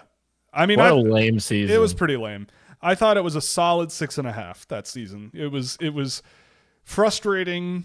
It was a 4. I think the person who won deserved it, but only because everybody else was terrible. Everybody was feckless and weak and gullible and not good at the game. I mean, the fact like that Rizzo was able to brainwash everybody into like he was so good when it came to like as soon as he heard someone say what he wanted them to what he wanted them to say or hear what he wanted to hear, he reinforced it. You know, as soon as the target was away from his group, he would be like, "Yep, let's do that. That's a great idea. I think that's a great idea." And he just went with it, and it worked every single time. The fact that he had an idol in his pocket from day 2 or 3 through the end of the game, and he only played it because he kind of had to, was bonkers. Everyone knew that he had it, and he was never really at risk of being voted out, which I don't know. The way he was able to sort of manage to convince people to take the target off him, like it's simultaneously an indictment of everybody he played with, but also just how brainwashing he must be, like how crazy his charisma, the Riz God, must be to get you to do what he wants you to do. It's crazy. I don't know. I mean, Survivor 50, did you see the preview for Survivor 50? No, but would you like me to spoil it? I know there's returning people. There And is. It's returning people from a whole bunch of seasons, although most of them seem to be from the last 10 seasons, which is kind of annoying. But it's the Mr. Beast is in it. They put Mr. Beast in it. They also mentioned, they name drop, someone says the sentence, Jimmy Fallon might decide my fate in this game. That sentence came out of someone's mouth in the preview. And another person said, here's that Billie Eilish boomerang idol. So they are starting to do celebrity branded segments on Survivor, God. which to me is outrageous. But and especially on a season where they're like, we're putting it in the hands of fans. This is going to be a season where the fans get to vote on, what the outcomes are, how many advantages there are, how many idols there are, all this stuff. But then they're like, and also we're going to throw a bunch of celebrities in the show and you're going to like it. And here's Mr. Beast. Listen to Jeff Probst. And listen to on Jeff his Probst. podcast. Yeah, exactly. Tell you why it's such a great season. Yeah. Gaslight you into thinking it's awesome. Is Mr. Beast in Survivor a recession indicator? It very well could be. It very well could be. Although Mr. Beast was on Survivor, technically it was filmed a while ago. So, I mean, maybe we're already in a recession and Mr. Beast being on it is just confirmation of it. But, I mean, there's lots of, everything's a recession indicator these days. It's all fun times. How did Gollier look? I thought Gollier was okay. I need to see that game back though. I honestly, because we're doing this, we're kind of sitting back a little bit, but I will check it out again. I mean, all these draft eligible guys I want to see. Oh, Teddy Stiga, overtime winner. There we go. Remember that? The guy who went from a healthy scratch to gold medal winning overtime goal. Remember when YouTube used to be good? Yes, I do. I remember being an early adopter of YouTube back in the day before Google bought it. Those were the days. And I remember the news stories when Google bought YouTube for, I think it was $1 billion. And everyone went, $1 billion for a video streaming site that doesn't make any money? What are they doing? And I think they made all that money back in about 2 years. But anyway, yeah. YouTube has become an interesting place. Speaking as a person who's technically part-time employed by Google on paper. On paper, yes. On paper. They are my boss. Interesting trajectory that website has been on over the years. Especially because when I had a real job, I worked a lot on YouTube and in the back end of YouTube and everything. And seeing the inner machinations and how it actually works is simultaneously very interesting and hilarious, because the way people talk about it, it's hilarious to watch from the outside, because they don't know anything. But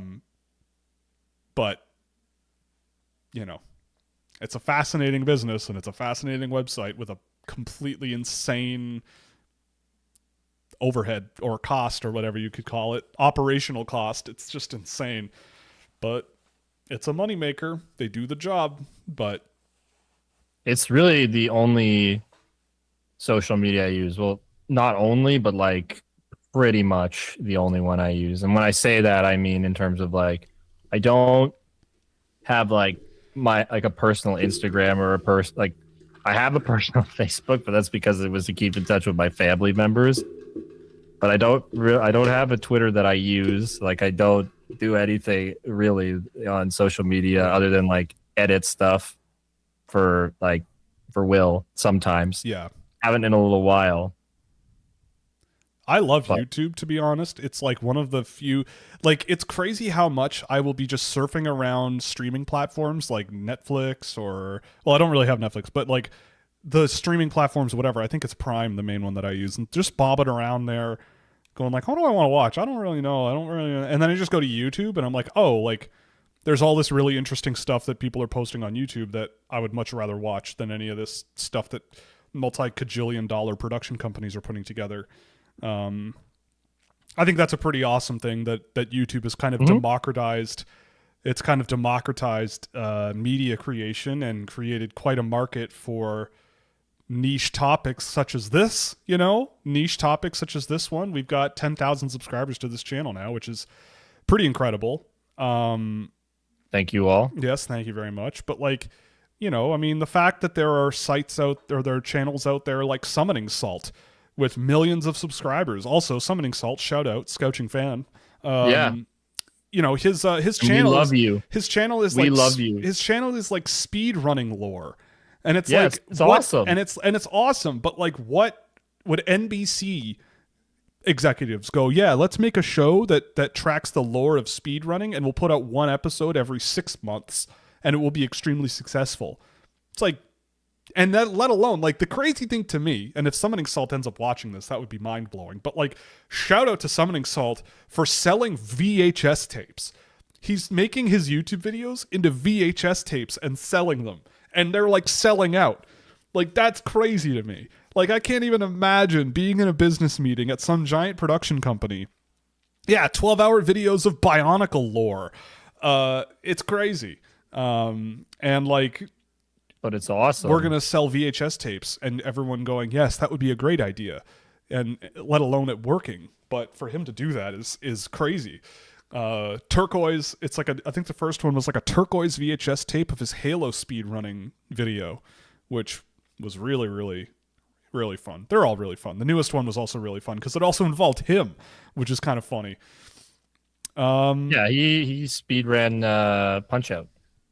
Yeah, and I don't know if you saw his newest video, but it's about breaking. I think it's the 2-minute mark of speedrunning that game, and like trying to frame perfect the fight against Mike Tyson in that, and he was involved in that process. It was really cool. Mhm. That was the fight he had a record on. Yeah, it was. Tasting History is a really good channel on YouTube too. That's a really good one. There's another one that's similar to that. The guy who dresses like a colonial American. I forget what it's called. It doesn't have anything. It's not like something food or something history. It's like his last name or something. But it's a really good channel. But yeah. What's one thing in your life that made you question everything? Oh boy. Everybody, everything. Question everything. Probably working my first real job. Yes. I worked as an intern. My first real job, I was an intern at an audio house. So if you don't know what that is, they were a company that like writes music for ads.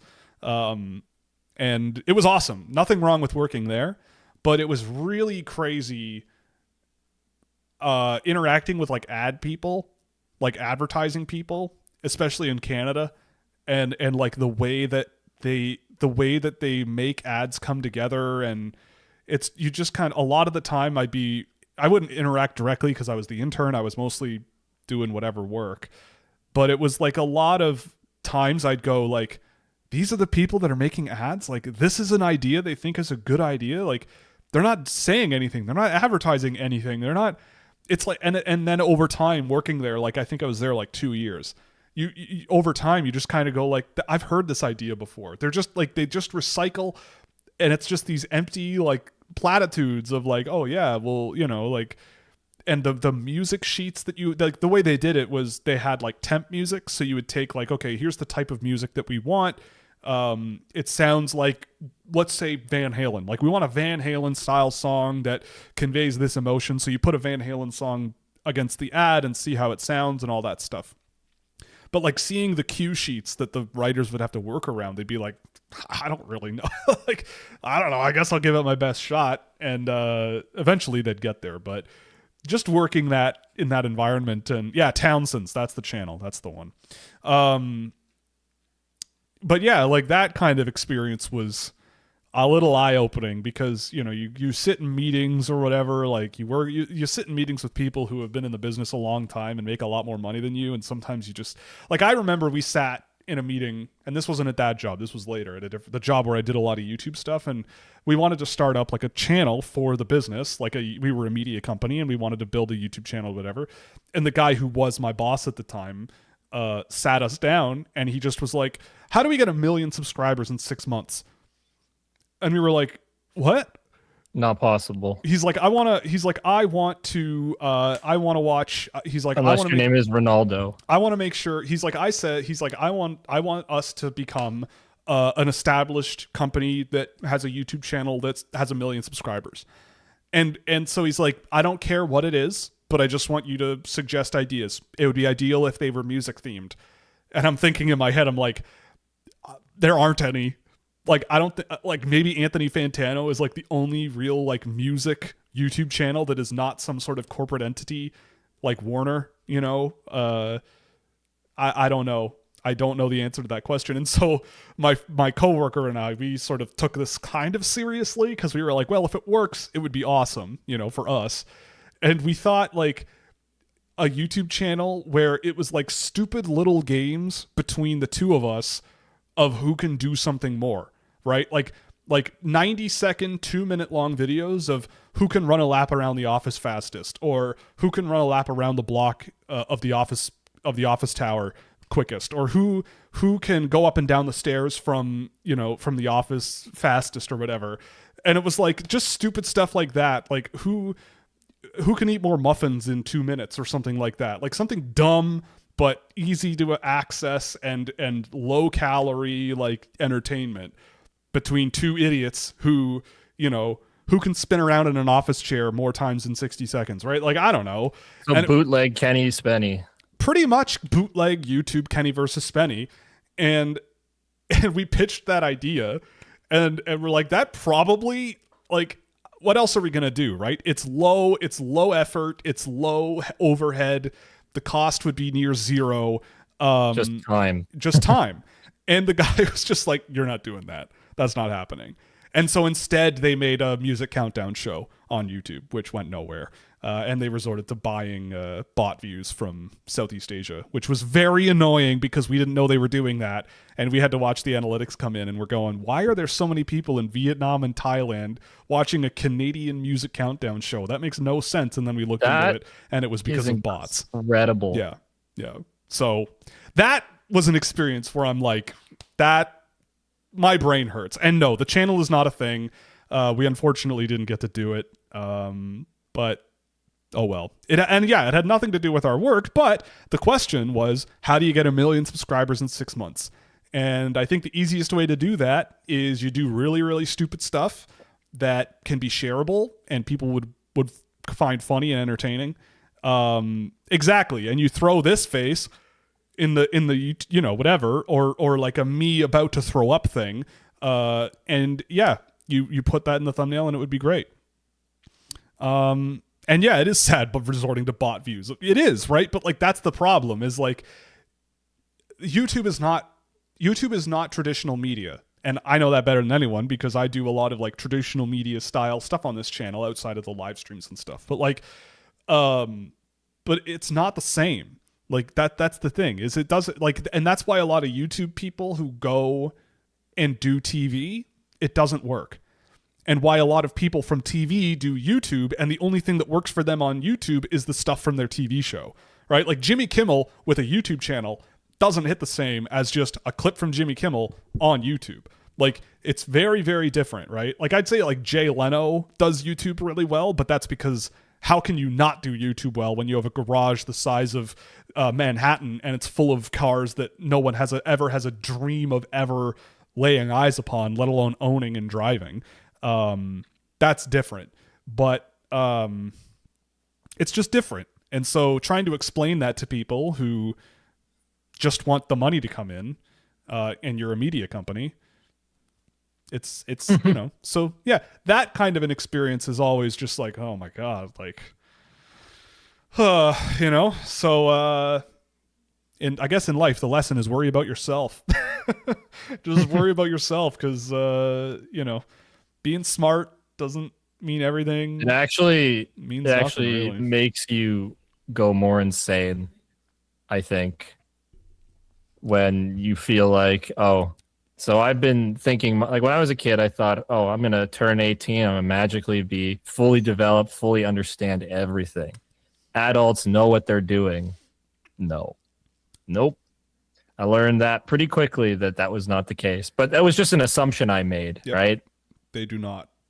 Yep. Everyone's just trying to do their best most of the time. And sometimes people's best is not very good.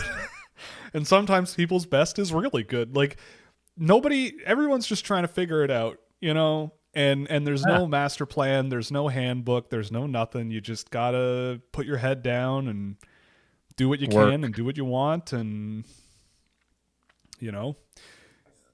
that's the thing. That's really it. Yeah, man. But it's not the worst thing in the world. No, hey, we have it pretty good, all things being considered, Oh, yeah. Us up here in the Great White North, it's not so bad. I will say this has nothing to do with life and work, but it's a little bit disappointing in the GTA this Christmas, where we had snow pretty much all month up until, I believe, the 23rd, and then no snow at all on the ground between Christmas Eve and Christmas Day, and then today there's a snowstorm going on. So thanks, weather gods. Hey, it's just the way it goes, man. It's the way she goes. Would Poseidon be responsible for snow? I don't think so. Because he's more of the god of the ocean, right? Not the god of god of snow, winter. Is there a winter god in the ancient Greek or Roman pantheon? You probably know better than me. I just don't remember. Yeah. Anywho. Just don't remember. And yes, but that's okay. Having been forced to watch Canadian advertising, this sounds lore accurate. It's true. I will say, too, I got to throw this out there because of my experience at that company. I got to meet some voice actors, and those people are awesome. Voice actors for ads are great. And one of the ones I got to meet was Demeter. Okay, so Demeter, potentially. One of the voice actors I got to meet was the host of on YouTube when I was a kid, Wink Yahoo. If you're a millennial and you're Canadian, you probably know what that show is. But at the end of the day, it was a show that, if you're not aware, it was a kids show where all these kids from different schools or whatever would be put on teams. And it was kind of like, how do I explain it? Kind of like Jeopardy, but like if you got the question wrong, a teammate of yours would get slimed by a guy that looked like Bane from the 1990s Batman movies. So it was kind of like a goofy game show, and you won like video games if you won the game or whatever and all that stuff. And the host's name, not his real name, was Wink Yahoo, and he had this crazy hair and he talked really funny, and it was a great show. It had its time. It was excellent. And he is now a voice actor in Canada, and I got to meet him, and he was like the nicest guy in the world, and asking him about that show and all that stuff. He was a cool guy. So cool cat. It's a cool world to be in, advertising, if you put yourself in the right spot. And if you're a musician, if you're a music person, I got to say this too. If you're a music person, not a bad business. If you can put your ego aside and educate yourself about different variations of music and watch a lot of ads, if you can stomach it and learn how to write music on spec, you could do pretty well for yourself, and you never have to go on tour. So, not a bad way to make a living if you're a music person thinking there's no jobs in music. Boreas is specifically the god of the wind. Well, Boreas certainly was active today.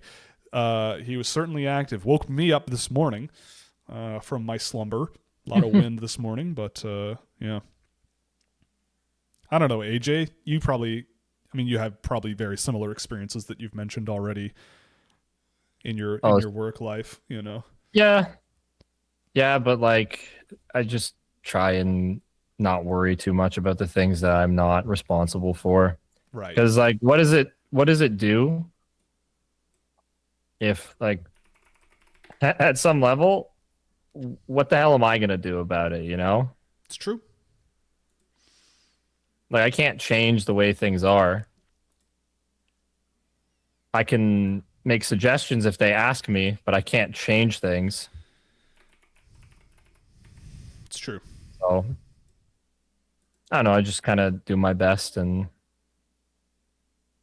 see what happens.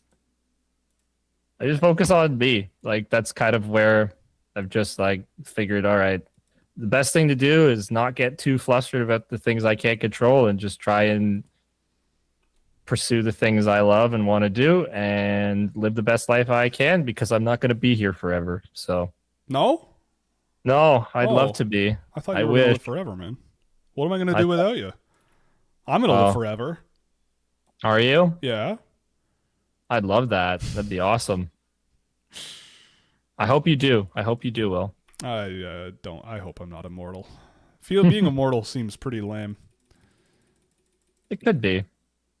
Also, just so you know, because you're not watching the stream, I threw I had to go to geoguessr.com during the Intermission? intermission here, so I'm gonna just overlay this right in the middle of my face here, right, right in the middle of the screen. Um, let's see. Oh, I need Whatever to. makes you happy, man. Right. Can I?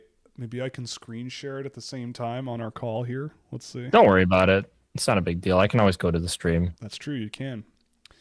Um, but yeah, fun times. Fun times working jobs. It's a good time. Mm-hmm. Are you seriously playing GeoGuessr midstream? I mean, hey, what else are we gonna do during the intermission, Smarty Pants? What do you want to do? Let's talk for hours. Yeah, gross. Come on. Yeah, gross. Oh, we did get questions while I was doing that.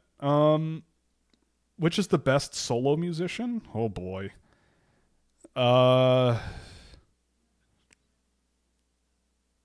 Whoever you want it to be. Yeah, it's an individual That's thing. that's But my answer. the best. I'm not gonna answer in a way that you're gonna like. It depends what you mean by best and musician. Mm-hmm. Yeah, parameters do matter. I would say, I mean, say what you will about his offstage antics, but Michael Jackson was a hell of a solo Oh yeah, artist. absolutely. That guy had a hell of a run, probably the best of all time. I'm impartial to John Coltrane as a solo act, but that's a very different brand. Ooh. Very different thing.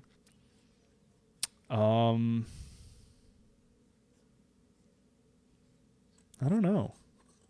Brendan Gallagher singing "Let It Snow," yeah, or "Let It Go," yeah, "Let It Go," "Let It Snow." Brendan Gallagher doing "Let It Snow" coming to your local record shop in 2026. Sounds like fun. The best solo musician of all time. Yeah, I mean Michael Jackson's probably right up there. James Brown, I'd say James Brown is on that Mount Rushmore for sure. If you want to see something insane, go watch James Brown live in Zaire. That was an insane video to watch. That guy was so sweaty, but he was very good in that. I don't know. You can hear my brother and his friend losing their mind over something. Oh, It's yeah. making me Are laugh. they watching the show, being like, "Oh my God, John Coltrane! How could you possibly say John Coltrane?" No, they're probably playing some sport video game and Right. somebody did something that they think is cool. Oh, okay. That's usually what it is. Yeah.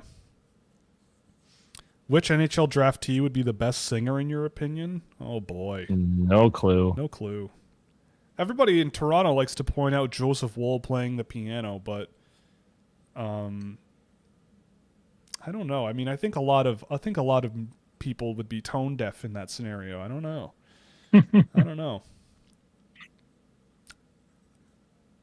Wait, whoa. It was pushing minus 40 all week leading up to Christmas, and then Christmas was minus 22, and it's back to minus 35. Where do you live? Like Churchill, Manitoba? Like, geez, man. Hell on earth, whatever. Yeah, it that's is. hell on earth, man. Oh wait, I think are you an Alberta person? Because Alberta gets or Saskatchewan, Alberta gets really really cold. Oh my God, good one, Bjork. Yeah, Bjork is probably the best singer in the NHL draft this year. Shout out Bjork, by the way, for great solo artists. Bjork, I listened to a lot of Bjork in 2025, and a lot of her albums are bangers, and her performances are pretty incredible. So Bjork could be a challenger, a dark horse on that list from earlier. Bjork. So you're playing GeoGuessr, right? I'm thinking about it. Don't worry, I'm already playing chess. Oh look, what is this? What's this guy's name again? the actor Chris. The guy from Parks and Recreation who now does just a bunch of science fiction slop. He was in Guardians of the Galaxy. Chris Pratt. Chris Pratt, yeah. More. January sci-fi slop from Chris Pratt. Here it is. I don't know. I did see the trailer for that new Steven Spielberg movie. That looks like a good one. Nice return to form, maybe, for Mr. Spielberg.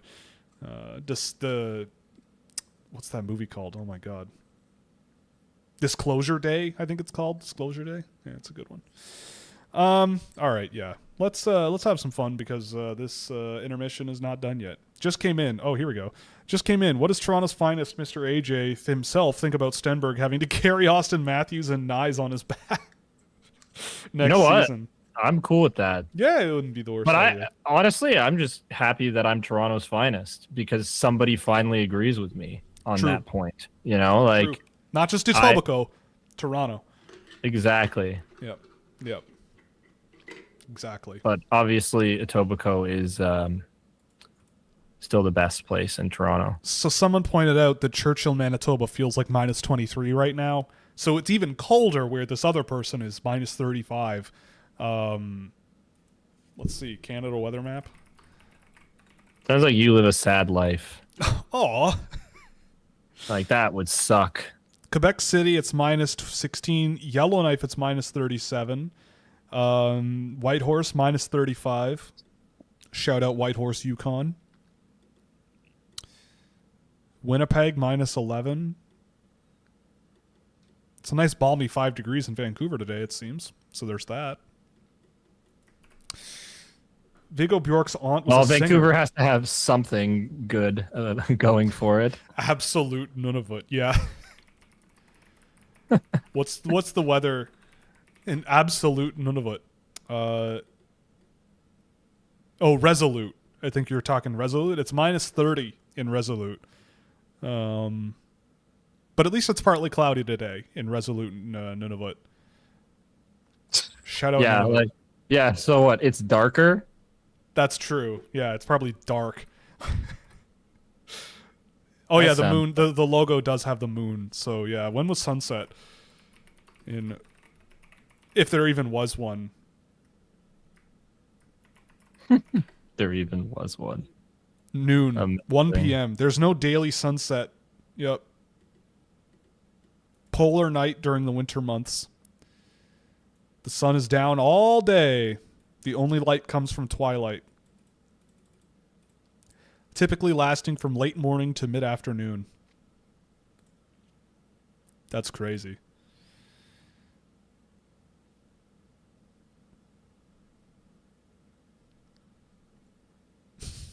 No daylight time. That is horrible. Yeah, you get they call it civil twilight. Oh no, not for this day. You get nautical twilight from 9:20 in the morning until 3:19 p.m. No, not even civil twilight, whatever that means. Wild stuff. Oh, the game's back. Okay, no GeoGuessr then. We'll do a next intermission if there's nothing going on. We'll do that, and then maybe after this game, take a breather until the Canada game tonight. Because U.S.-Germany. I mean, U.S.-Germany might actually be a really good game. The Germans have an interesting team. They've got a couple of good goaltenders. I don't think their forwards or defense could probably hold a candle to the U.S. team, but that might be one of those games where the shots are like 49-16 and it's 3-2 U.S. Like, it might be one of those. It can happen, yeah. It can happen. Oliver Suvanto. There was an attempt. That's all you need. Yep. Just try. That's all we ask. Do or do not. There is no try. Shout out Yoda. Wherever he may be. Yep. In the ether. That's what my mom would always tell me. There is no try, only do. I'm like, well, sorry. Which is not actually the line, amazingly. Or something like that. Yeah. That's what everybody says, but it's not the line. Well, Your people mom don't have time to check their facts. I know. Okay. Your mom is wrong. That's a problem. Someone's wrong when it comes to quoting Star Wars. That's illegal. Don't tell her that; she'll lose her mind. Is your mom a Star Wars geek? No. Oh, okay. She's not a Star Wars geek. Oh, okay. She just gets upset when you tell her she's wrong about something. Ah, That's all. okay. Right. I mean, nobody likes that. I get told I'm wrong all the time, and I don't like it. Yeah, but that's why this profession's not for her, you know? True. Do you think Yoda practiced that line before trying it on Luke? I don't know. I think Yoda being, what was it, 700 years old or something like that? Like, isn't 600? Something like that? Was it 990? Was it 900 years old? Something like that. He's old I think enough. It's 900. He's old enough 900, where yeah. he's probably said that type of thing to like a lot of people. So it's probably pretty well ingrained in his mind as like a go-to line for training a Jedi, you know? It seems like something that, you know, a mindset that every Jedi might need to have. You know, Jedi don't try to do things. You know what I mean? They just do things, yeah. Except for, let's see. I mean, Obi-Wan Kenobi tried to kill Darth Vader. He didn't. But he also did not, right? He did not. Do or do not, and he did not. Mm-hmm. But did he lose? Spoiler alert, Darth Vader, quote-unquote, kills Obi-Wan Kenobi, so... Movie's been out since before I was born. I don't think it's too crazy to spoil at this point. Yeah. No. Oop. Nope.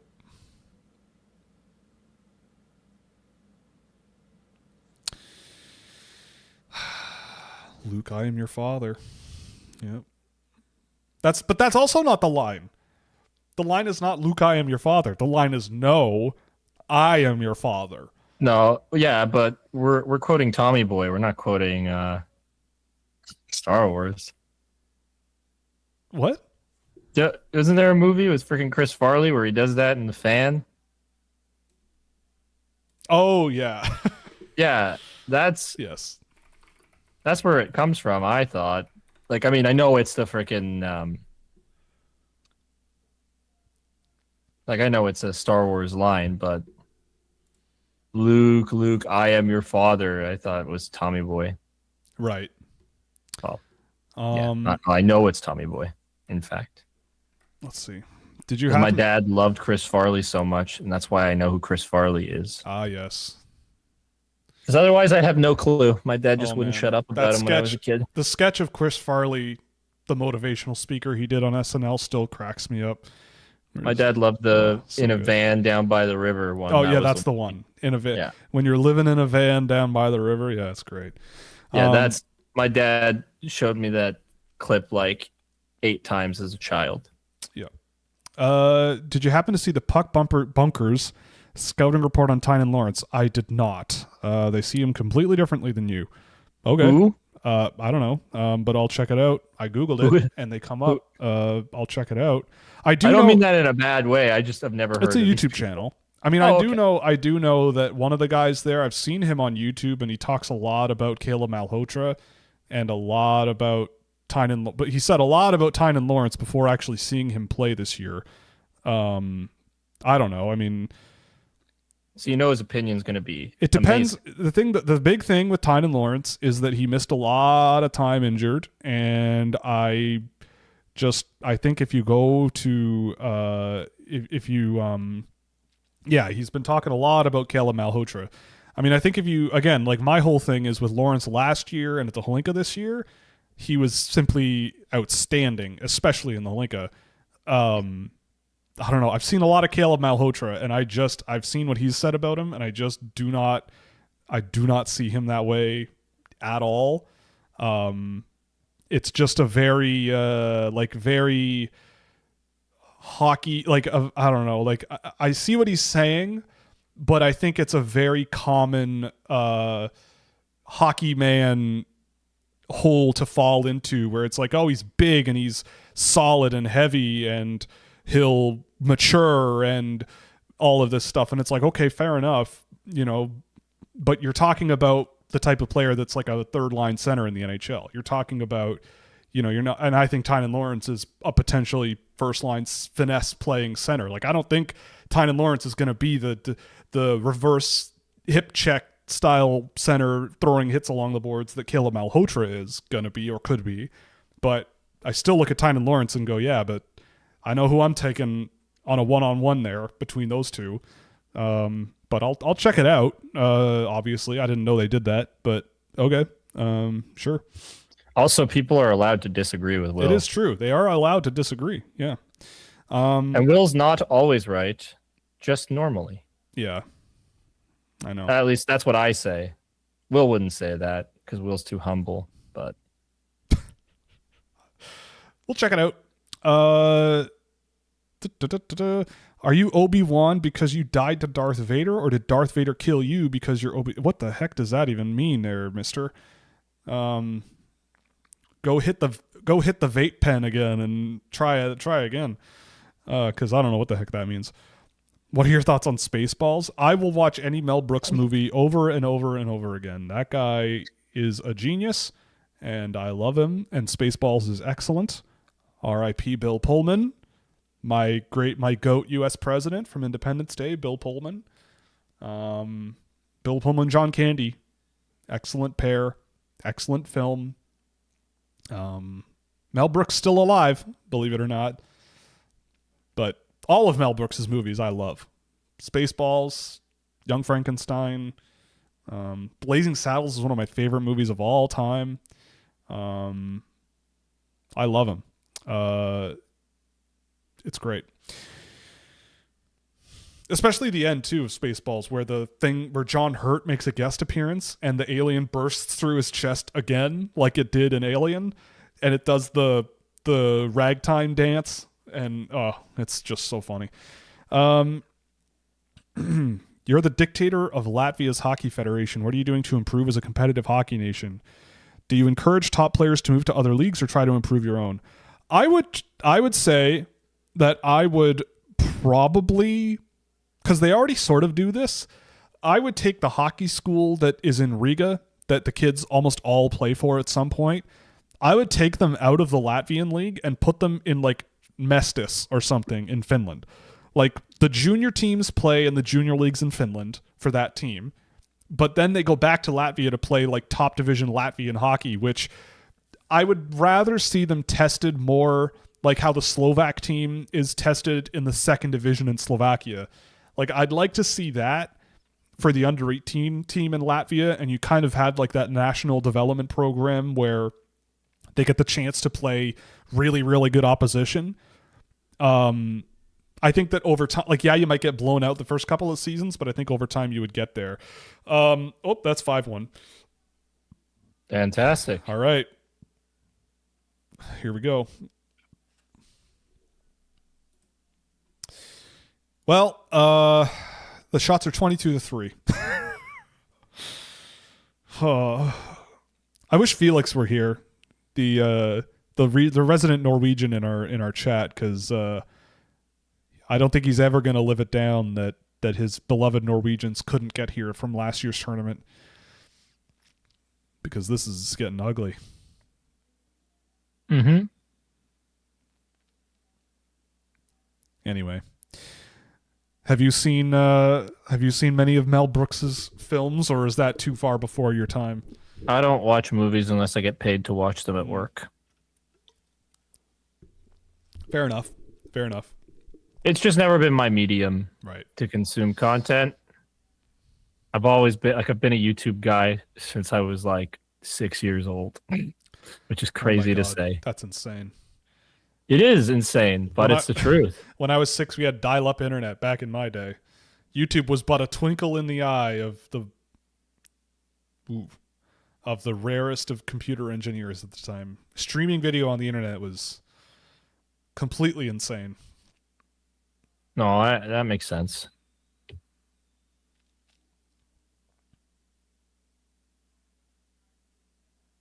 I think that's why they invented animated GIFs. was because streaming actual video was too hard, so they had to invent some sort of codec for pictures to move that could be compressed and sent. And then the dancing baby came, and the dancing baby meme changed the whole world. If you don't know the dancing baby meme because you're under the age of 30, You had to go with a safe guess. it's worth a look. I know he's not 30. Yeah. I do remember when Netflix was similar to Blockbuster. That was pretty wild. My family was never a Netflix by mail family. We always rented, but never really from Blockbuster. We had for a long time near where I lived, we had a Rogers Video. And Rogers Video, and there was another one where I lived that was like a local video rental place. And those were pretty good. And yeah, there was no Blockbuster near me.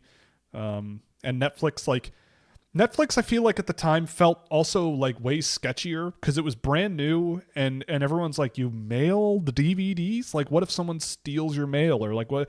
Because then it's like they don't get the DVD back and they'll blame you for it. And like there was all this stuff of like the security in the mail being a problem for a business like that. And I think a lot of people, in retrospect, wrongfully had that understanding of how that business worked, but Netflix was quite something early on there. I remember when that happened, and it was pretty wild. Yeah, we got a controversial message in the Discord server. Man, Denmark is not good. Yeah, Bob, you're right. It's true. Sergei Bobrovsky's in the Discord server, by the way. I should throw that out there. He's also a Leafs fan. Yeah, Sergei Bobrovsky is a Leafs fan. He's in our Discord server, and he just said that the Denmark team is not very good. But he's not wrong. Let's see. Do they get another goal here? My prediction of 7-1 might be a little bit too optimistic for Denmark here. But a second goal from Denmark on the power play here might be interesting. Yes, I do know that Netflix offers mobile games. Yeah, I do. And I've never really played them. Reddit has games now. You can play games on Reddit, which, pretty cool. I mean, I am biased. I have to plug Reddit as much as I can because I am a Reddit shareholder. So gotta plug it as much as I can. So the feature to play a game on Reddit is kind of cool. But anyway, that's neither here nor there. But yeah, I know I don't really play games on my TV very much. I don't know. I have my PC. I play Fortnite. I've got my Shaquille O'Neal Santa costume on. For the Winterfest this year, so feeling pretty good. But other than that, I'm not too much of a gamer these days. EU4 in the summer took over my life. That was pretty rough. It was awesome. That's what EU4 does. It was awesome, but it was lost a lot of sleep that I was trying to my summertime is when I catch up on my hours and relax a little bit. I was reading EU4 wiki pages for Gotland at 3 a.m, being like, I need to pirate. I need to be a better pirate. How do I do this? Yeah.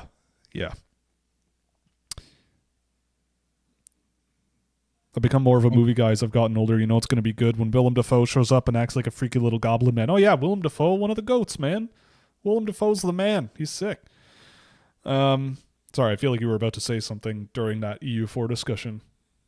No. Okay. And if I was, I don't remember. Thousands of hours of experience on the phone with us right now.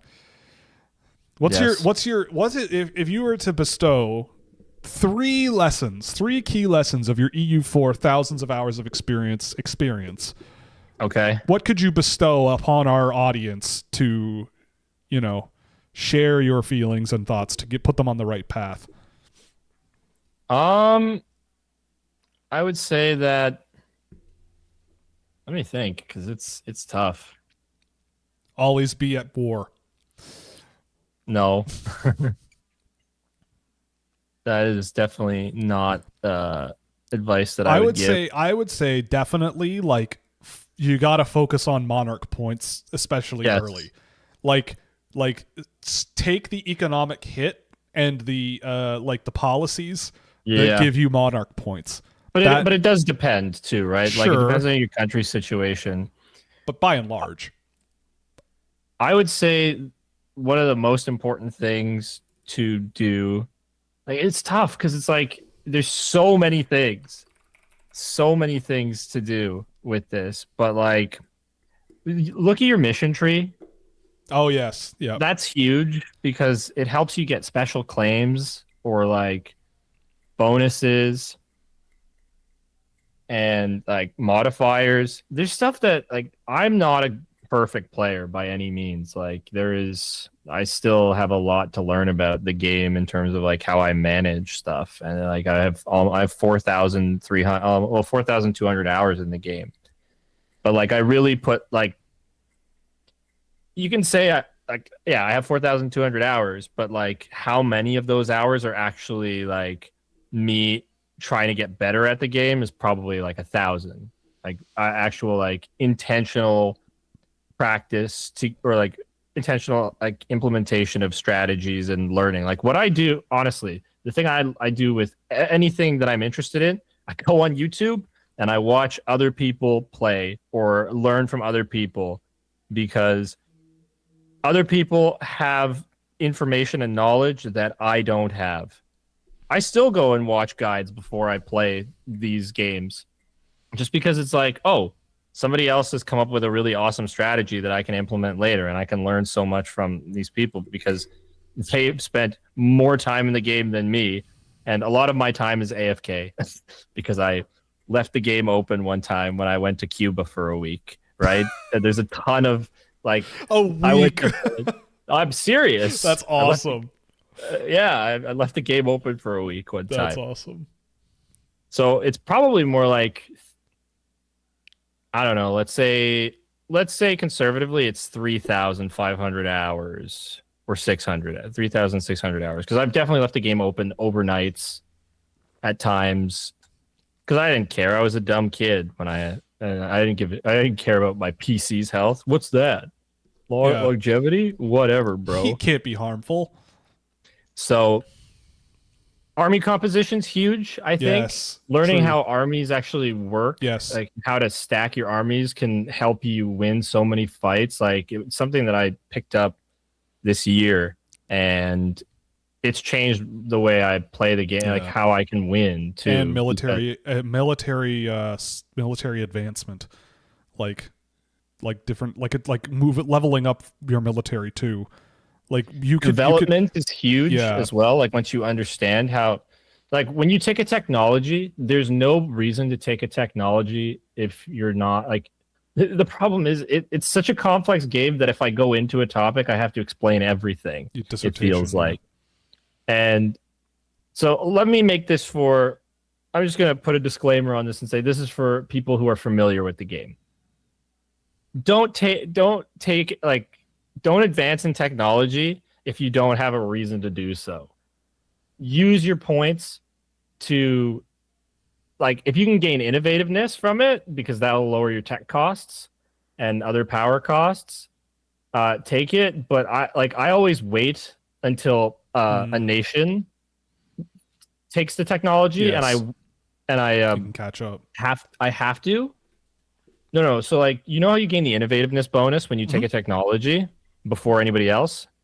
You gain the same innovativeness bonus if you do it within 365 days, like in-game days of the First Nation who takes the technology. So I wait. Sometimes they take the technology on January 3rd of a year. And I wait until January 1st of the next year to get a 10% reduction and still the same innovativeness. And I just use some points to develop area, like some of my cities. Right. Sorry. Oh, that was you making a noise at the game. That was a gross goal. It was gross. Just like we are better than you goal there. Wow. Jasper Kruta. I thought for a second, I'm like, wow, Will's really, really enjoying my advice. Well, that too. I am listening, but like that was bordering disrespectful there. That was crazy. Anyway, continue. But yeah, like spending your Monarch points is important. You don't want to waste Monarch, because for the longest time, I would just like bank up Monarch points and just tech up when I could. And there's no point of doing that. Unless the only time you make that exception is with military points sometimes in order to like be a tech ahead.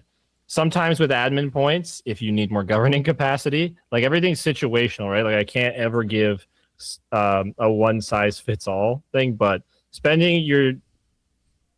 learning how to spend your monarch points is a really important part of the game and something that I've struggled with in the past. Army composition, I said earlier, always check combat width. The way it works is at the start of the game, like so there's 2 lines of attack like that you have. So you know, have you ever seen like it says combat width 24? Yep. Right?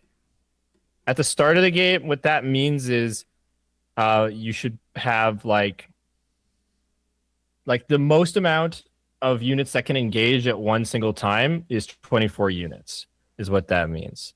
So you want to put some cavalry on the flanks and have infantry, like mainly infantry units. But once you get cannons, you have 2 lines because you have a back line of cannons and then a front line of your infantry and cavalry. So what I like doing, because you gain attrition if you have too many guys on one spot. I split my army in a way where it's like I have 2 cavalry units for the front line, and then whatever the combat width is, I divide. Like I have, let's say it's 25. Yep. So I'll have, or let me make it 30 because it's easier to explain. I'll have like 2 cavalry units, then 13 infantry, and then 15 cannons. And that's like a half stack of army. So that's 30K. And then I have another 30K that replicates that.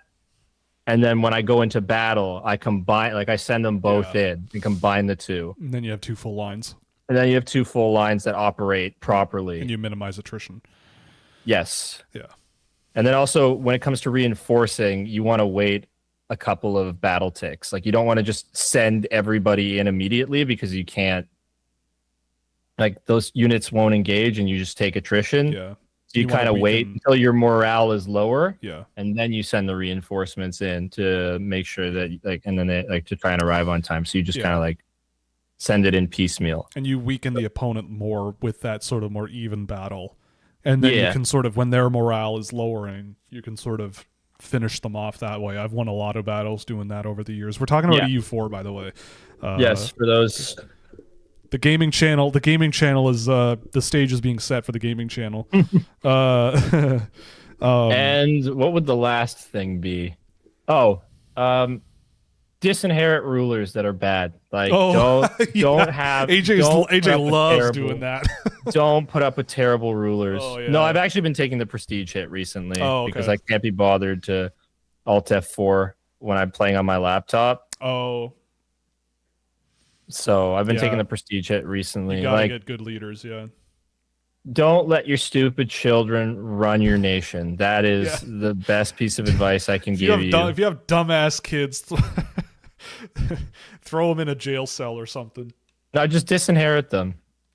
You got to win a lot of battles in order to have high prestige. So that's an important part of it. That's true. All right. Well, we got some other questions here. What was the first ever console game you played? For me, it was NHL 99, actually. Christmas Day 1997, I want to say. I got a Nintendo 64. Minus 2 years old. I got a purple transparent N64, which I wish I kept because those are apparently really rare. But I got a purple transparent N64 with a transparent purple controller and a second controller to go with it. And I actually played, funnily enough, I played against the person who is the better half's now boss. When in 1997, I played. That's amazing. I played them NHL 99. First time I ever played a console game. I did play games on my PC before in the 90s, like growing up. The first video game I think I ever played was Mixed Up Mother Goose. I know the answer to the first PC game I ever played. I don't remember the first console game I ever played, but I'll give some of the ones I played as a kid. But the first game the first computer game I ever played, Age of Empires. My dad would sit with me, and I'd watch him with his little his wussy strategy of playing only islands, and he just like he'd just build up an economy very slowly and play on water. So because the AI was stupid and didn't really know how to like get to him so much, so he'd like build for the long game instead of attacking quickly. So when I started playing Age of Empires 2, when I got a bit older, I learned build orders and got way better at it because I looked at stuff on YouTube to learn. And I told my dad, if we ever played, I would destroy you in an instant. Yeah, probably. But Age of Empires was the original game I played. And it kind of set me down a path of loving history, a path of, and the path of where I am loving EU4. First console games probably would have been Mario games. Like I remember I got a Game Boy Advance when I was a kid, and I had like Pokemon Emerald, and I had a Mario Kart version. I can't remember which one it was, but like my mom did not want me playing like shooter games as a kid. So I was Duke Nukem for you. No, I was heavily limited. Like I didn't get to play shooter games until I was 17 years old. My mom did not understand anything, and she bought, when I first got my Nintendo 64, I got NHL 99, I want to say Super Mario 64, and Duke Nukem 64. Rated M for mature. Awesome. A 6-year-old boy with Duke Nukem 64. She thought it meant M for minor. Yeah, probably. And that one, I didn't quite understand it for a while until I was maybe more of a teenager, but I did play a lot of it. But I didn't quite understand the whole, in retrospect, it was definitely not suitable for me as a 6-year-old, but Duke Nukem definitely was in that bundle when I opened that present on Christmas Day. Speaking of Christmas Day, like when I was 7, I got a Nintendo Wii, and like I was super excited for it, right? I bought myself a Nintendo Wii. No, it's so funny because like my grandmother told my brother and I, because they were looking all over for one that year because it just come out, and they couldn't find one. And the reason, and she told my brother and I that sometimes Santa has back orders. Thanks, because you can't get it the time. But she lucked out. She went to like a Zellers at Woodbine, and they returned. Somebody was like, they didn't have it, and somebody just showed up and was in the process of returning theirs. And so we got the last one because it got returned. And I had a very happy Christmas because I was watching videos, like, and again, like I was on YouTube as a 7-year-old kid watching people play Super Mario Sluggers and Super Mario Strikers Charge. I got both those games along with it, and I loved those games as a kid. I saw someone in the chat mention that their first game they played when they got an Xbox 360 was GTA 4 when they were 10. Grand Theft Auto. Actually, I did have Grand Theft Auto 3. I might have been 12, something like that. See, my mom knew that those games were bad because she was a teacher, and she'd hear all the terrible kids talk about how they played those games, and she's just like, okay, well, that's not for my 2 sons. I pirated it without my parents knowing. I just downloaded it from Napster, and they didn't know. Sorry, Mom. Sorry, Dad. That game was a bit of an awakening for me. Driving a tank through the city, running over innocent people. Oh, anyway, good times. Also, like go ahead. I was gonna say, someone mentioned also their first console game was Smash Bros. Melee on the GameCube, and like that just made me remember, because I was there for the launch of the original Smash Bros. And I can't tell you, that game for a 6-year-old or whatever, 8-year-old, whenever it came out, that was like a mind-blowing concept of like, what if we took all the Mario characters and all these Pokemon and all this other stuff, all the Nintendo, and they like, fought each other, and like all the moves they had, like it was unprecedented, really. Marvel vs. Capcom existed, I think, at the time, but it wasn't the same. I mean, I love Marvel vs. Capcom. I have a Sega Dreamcast, and we have Marvel vs. Capcom 2, and that game rules. Um, but Smash Bros. For a kid like me, that was the talk of the town for a very long time, and Oh, I I got totally get it. very good at that game through to university. Like first year university, I played a lot of Smash Bros. And it got a little scary at how good I was. I know what you mean. Like, you just get sucked in. And my dad was playing Age of Empires when like he was in university, and he said he'd like check the time and he'd be up at 3 a.m. not even knowing that he Yep. had stayed up that late. Yep. So like games can like be a massive time suck. Oh yeah, that's the point. Um, Yeah. I have 4,200 hours of my life that is in the EU4, well, allegedly. sort of. Have you guys ever played Eve Online? No, I haven't. No. I've looked into it, but I haven't. I haven't even heard it. I play No Man's Sky a lot, or at least I did in the summer. Now I've kind of reached like the end of the game, and I don't really know what to do. I just am making money, which is kind of boring. I just rebooted. Actually, I booted up Elite Dangerous again, which is awesome. I don't know. I think that game, if you're a space person, big You're a gigantic. space cadet If like you're a space Will. cadet like me, that's a great game to play. It's a lot of fun. I just built myself a new space truck, and we're doing some trucking. We're doing some shipping and receiving, making some credits and having some good times. And then I'm gonna go on an adventure in my explorer ship and zip around the universe. So yeah, and they seem to have like not really updated that game in a while. And then this year they seem to have dumped a lot of stuff into it. And next year I think they're planning on putting in a lot of money into it, because I think, and I know this is a little off the wagon, off topic, but the company that developed it is a publicly traded company in London, and I believe that they are really putting a lot of money into like focusing on monetizing that game, because the monetization strategy actually works. Like, you don't pay that much money, and you actually get some really cool stuff in the game for doing it that doesn't really change the actual game, which is kind of fun. So I think they're really focusing on like rebuilding that game into something a little bit more modern, I think, because it is, I believe, 10 years old now. So if you're a space geek, Elite Dangerous is pretty good these days, it seems. Who's got it? Okay, we'll answer this question, and then I got to run to the bathroom again. Who has the best, worst uniforms in the tournament? I mean, Sweden is always classy as heck. I don't think anybody has bad jerseys in this tournament. I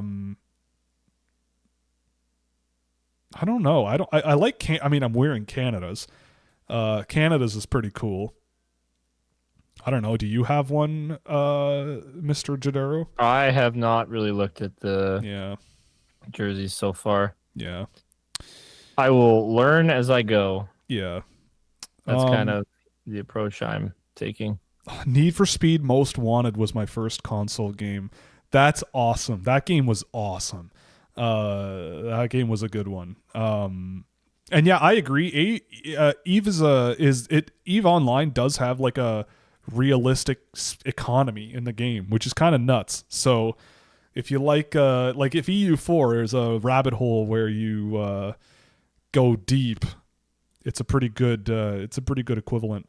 No, that's Okay, fair. You got to go to the bathroom? I do, and I think what we're gonna do, and I think we can. I think what we're gonna do is, after this game is over, I think we're gonna call it for now. And I don't know if you want to join me for this, but I do want to do the Canada game against Czech tonight. So, I mean, the way we have this structure, you can come back then, but we'll do this period, then we'll take a game intermission, do the US-German game probably privately, and then I'll hop on again for Canada-Czechia, have some fun, and have a nice, what is it? It's today Thursday? Friday. Oh, it's Friday today. No. Okay, Yeah. we'll have a fun Friday night. You know, a fun little Boxing Day Friday night. Watch Canada play the team that has eliminated them 2 straight years. But I don't know, AJ, if you want to take the lead, or if we go to a BRB screen, I will be back in 2 minutes again. Yeah, I can All I can right. take over. Start the sass of me right now. I'm not. I'm a calmer AJ now, remember? Oh, okay, now he's gone. I do remember. Oh, okay. Fantastic. Oh. Yeah, Okay. Sorry. Okay. Bye. All right. See you in a bit. All right. Mob mentality, guys. What are we doing? How are we changing the government here that Mr. Scouch runs? What do we want? Give me some suggestions. Also, thank you guys for joining us today.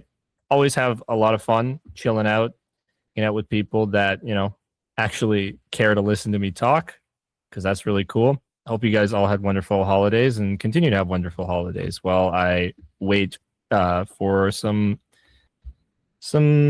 comments, questions to come in. I also should read some more of the chat because I have not been looking at it all too much, even though I do appreciate all of you being here. Drop my top 32 list. It's all people with the coolest names. All right, that's just how it works.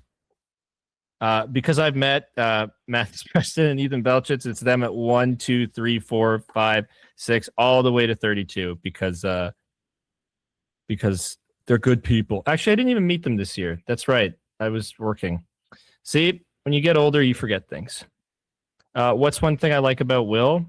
What I really like about Will is that he is a massive nerd. And I mean this in the nicest way possible.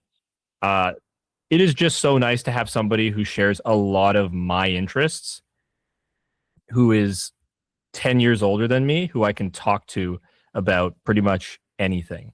Will is honestly my mentor. Really, like when I think about it, like he's helped me navigate situations in my life, like not the most troubling situations by any means, but he is just a guy that I go to and ask a lot of advice of, and also a guy who just listens to me when I need somebody to listen to me about whatever it is that's on my mind, because sometimes you can't always go to your family members to talk about things, because sometimes sometimes those conflicts are within your own family, and Will he's always there for me when I need him. And that is really the thing I love about Will the most, that I have somebody who is not like, he's not a second version of me because we are different people, but a person who's very similar to me that is a bit older and I can draw on for a great experience. Evan Bouchard, future Norris winner? No, absolutely not. I think he is a terrible defenseman, at least defending the puck, defending, and he's just not great. He's not my kind of guy, Rayan. I know why you love him. Thank you for all the content you've provided for us, but not my guy at all. Do we have enough points to sabotage his government reforms? We can always use the console commands to do that. If you understand that, you play EU4. What else we got here? I think you mean OEL 2026 Norris winner? No, I absolutely do not mean that, because I still think, despite whatever plus minus this guy has, he makes some really boneheaded decisions that keeps the puck in our own end. Not in our own end. I'm not a part of the Toronto Maple Leafs, but in the Leafs end. And it leads to some hairy situations, and he kind of spins like a ballerina sometimes. Oh, okay. Wow. Evan Bouchard has more points than Austin Matthews. Wow. Because that's all that matters, right? I don't care, Ed. You could say what you want. I think, I haven't been keeping up with the NHL as much this year, but if I remember correctly, I think the Edmonton Oilers are also having a kind of crappy season. They might be in the playoffs now, just because I haven't looked in a little while. But I would not be... Okay, they are. And now it's not particularly close. Oh, well. Well, I hope your team sucks and they lose every game. That's what I want. I see what this is all about. What? Evan Bouchard, future future Norris Trophy winner? Absolutely. It's about that, but it won't happen. Yeah, no. Yeah. Who's government They asked me what I like about you. Oh, geez. I just told them that I like having somebody who is like-minded but older than me to bounce ideas off of, who gives me help with life when I need it, and who listens to me. I do what I can. Because Will does that. No, he does do that, and he's honestly just like I don't want to like come off as emotional about it, but I am. Like he's one of my best friends, and he has helped me through a lot, and I just appreciate him. Wow. Thanks, Yeah, man. I appreciate you. I Happy. know. It's a happy holiday season. Look at us sharing feelings. Wow. Oh, I believe sharing feelings is a good thing. Like Who would have thought, eh? telling people how you actually feel about them in a positive way, Yeah. um, can be good. It Who can be would have good. thought it? Who would have thunk it? Exactly. It can be good. Part of me All wants to play EU4 now with you, man. Like I just wanna scratch that itch. right. Just start a campaign again. Well, you have all the toys, right? Yeah, I can All right. host it. All right. We can do that. Do you wanna? We're still taking the intermission. I imagine. Yeah, Yeah. yeah, I think so. Yeah. Okay. But yeah. We'll do the rest of this game and see where it goes. We could start thinking about what roles we would play. What nations we're 'Cause gonna I play? don't, yeah, because I don't have a clue. I'll figure out something fun for me. Yeah, And last time, for the record, last time we did this, you were Lubeck, yeah, and you went completely insane. I was the Papal States and became the Empire of God or whatever it's called, Kingdom of God, which was a lot of fun. Yeah, because you make a stupid amount of money. Yes, it was a lot of fun. Let's see. But yeah, I'll figure something out that's fun. You know, like there's there's a lot you can do in EU4 and have a tremendous amount of fun with. Hmm.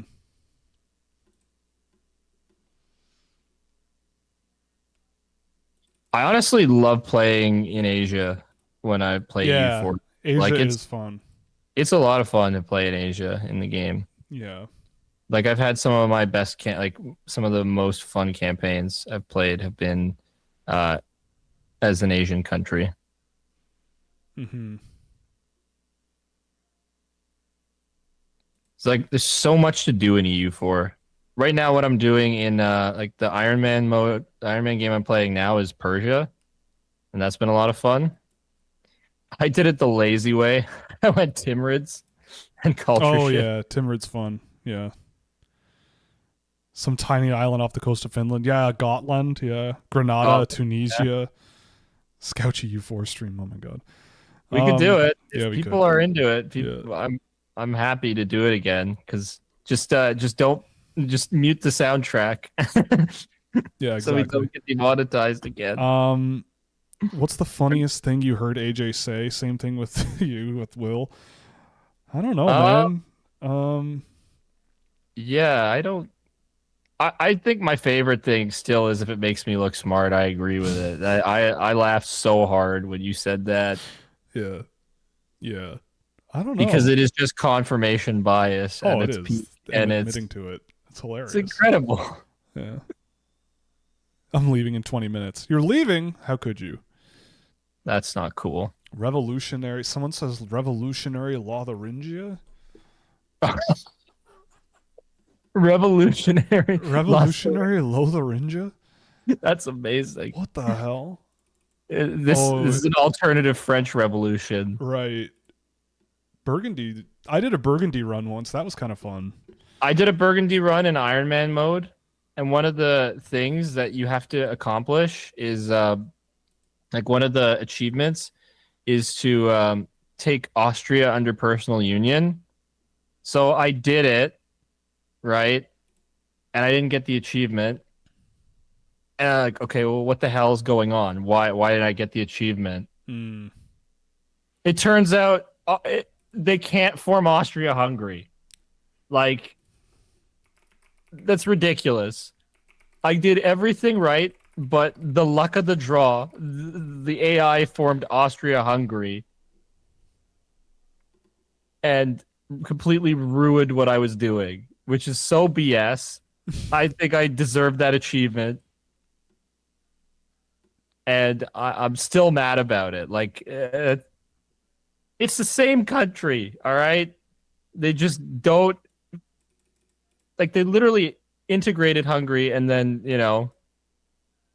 then changed the tag name. It was still like it just blows my mind that I didn't get an achievement because of that, like on a technicality. Right. Just absolutely brutal. But otherwise, I had a ton of fun playing that campaign. I mean, the idea that is now piquing my interest is doing a tall Netherlands campaign because I haven't ever done that. Really? I've never done that. Like doing colonial Netherlands tall campaign. When I played the Netherlands, I had like a massive game. It was one of my best games ever. I conquered all of Africa, India as the Netherlands. I didn't even really go into like the actual places that they did so much. Like I wasn't really in the East Indies all that much, but like I just went on a map and like I owned all the New World as well. Right. But my favorite thing to do when I play a colonial nation, I always go for Mexico because you can just get all those treasure fleets and just have boatloads of cash coming into your economy. And does it suck for your inflation? Yes, but who cares? Yeah. Well, yeah, maybe we'll do an EU4 Boxing Day party. I gotta figure out what nation I would be playing. Gotta figure that out. Yeah. Like you do your War of Independence against Burgundy, probably do that with France. Depends who you can get, right? Yeah, exactly. Like, yeah. But it's fun, man. It's a lot of fun. You can get a personal union over the English with the mission tree, which I Really? did do. Yeah, As the Holland? yeah. Whoa. William of Orange. Oh yeah. Yeah, so they play into that. Right. Like this is why I say check the mission tree. Check the mission tree is important Let's see. because you can do that. That's what I did. Yes, I see. Yes. Yeah, so I took over a lot. Like Okay. I owned all of France and all of England as the Netherlands. You're also going to want to dissolve the HRE. Well, yeah. Pulverize them, squash them like a bug. Which can be difficult. Yes.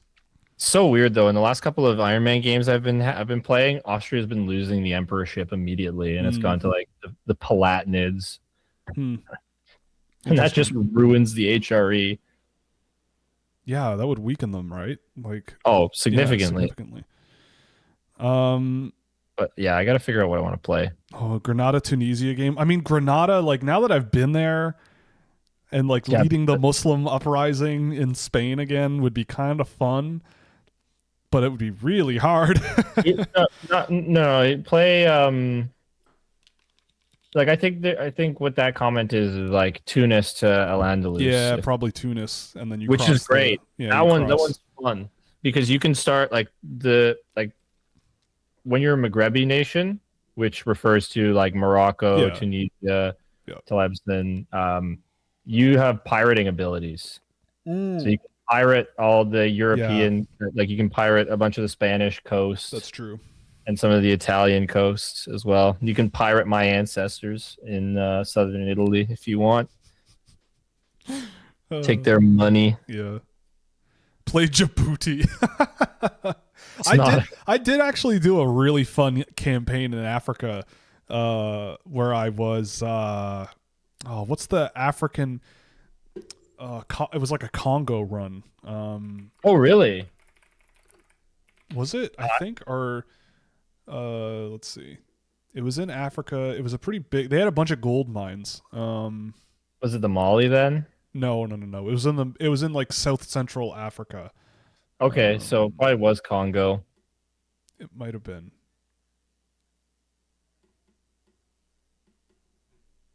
There's also a good one on the southeast side.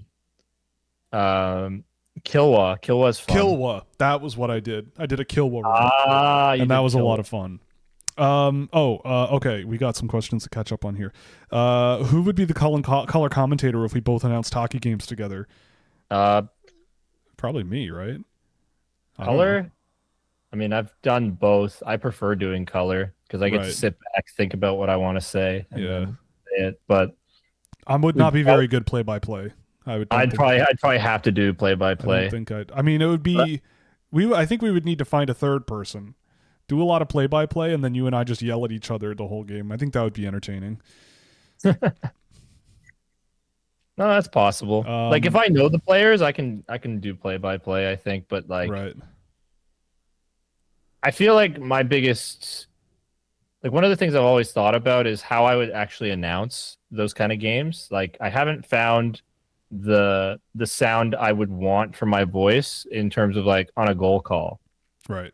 I haven't practiced at it a lot. Like I haven't practiced at it at all basically, but I've thought about okay, how would I enunciate that? Because there are a lot of people who have like cool or good sounding like he scores calls, right? And I'd want to find something that Mm, is nice in my voice that would work, but I'm probably overthinking it too much, and I should workshop it. do the Yeah. same thing. Right. Just do. Yeah. Is Stenberg closer to a Reinhardt? I don't think that's that crazy of a comparison. Stenberg being like Reinhardt.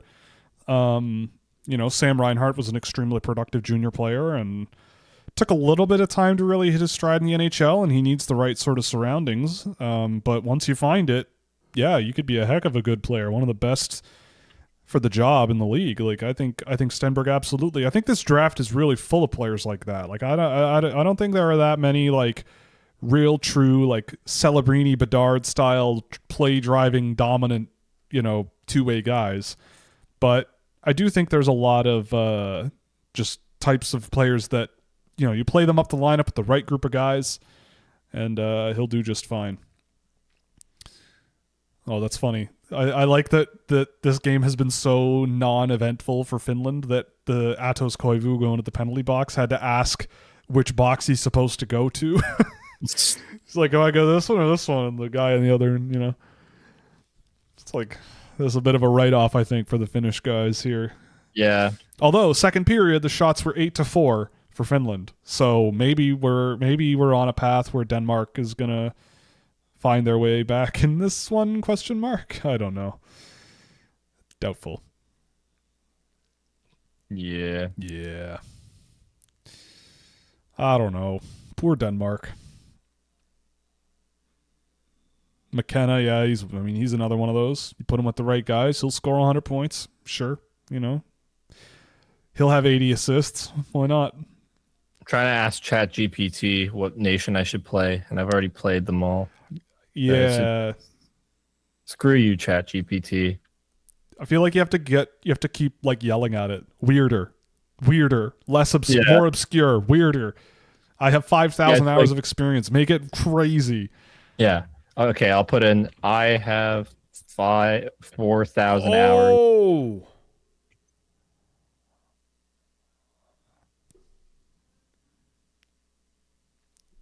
Anton Linde. What a shot. Absolute smash job. There we go. We got a game. 6-2. Oh, what a cannon. What a shot. Why do I have McKenna 5th in my ranking?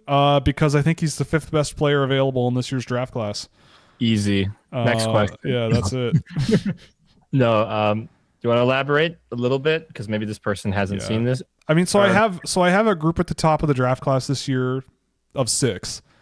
And I don't really know what to do with them. I just see them all as very complimentary and very difficult to sift through.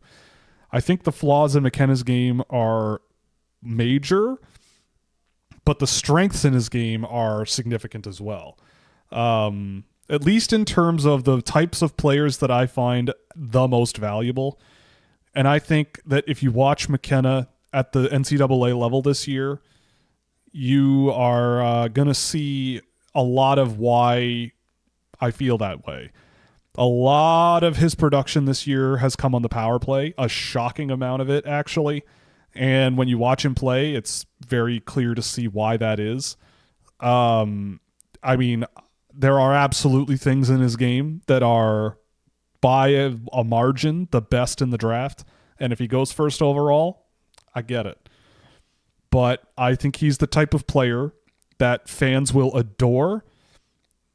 And if things don't change, based on the areas where he's a little deficient, if things don't change, I think he's the type of player that when he starts making the big bucks, fans will start paying a lot more attention to where he might be a little deficient. And that might,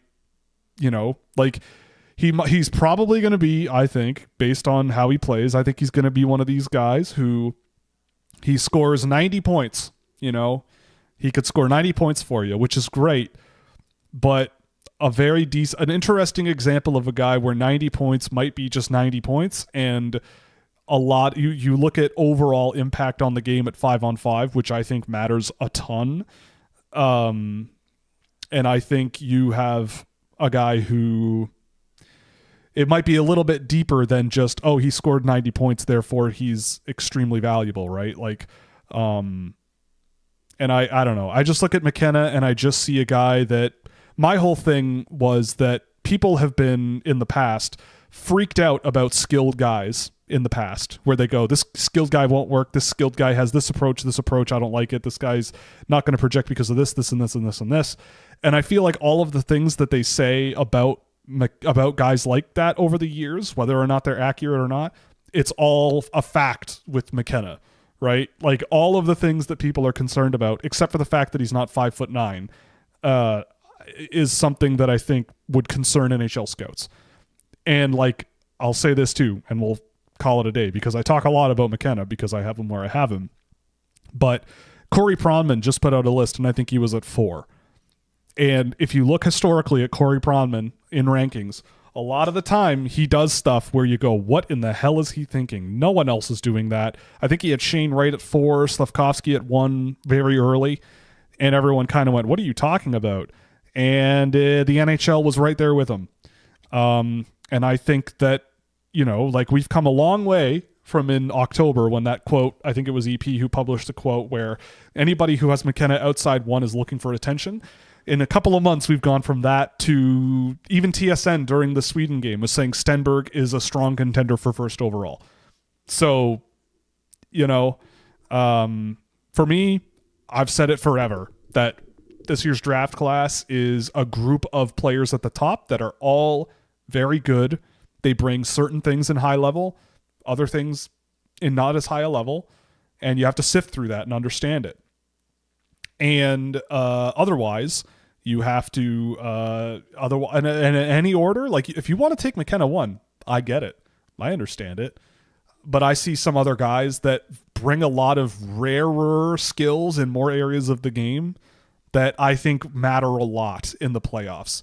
Like I'm always thinking Stanley Cup playoffs. And I want guys where it is as hard as humanly possible to make a game plan against them. And I feel like with McKenna, there are ways where you can stifle him, I think. And with the guys ahead of him, I think it's a lot harder to stifle those guys. They find more ways to do stuff. I'm wondering if Michkov is ever going to be a major point producer in the NHL. I feel like he already kind of is. Isn't he? Well, what does major mean? Well, yeah, I mean, what is major, right?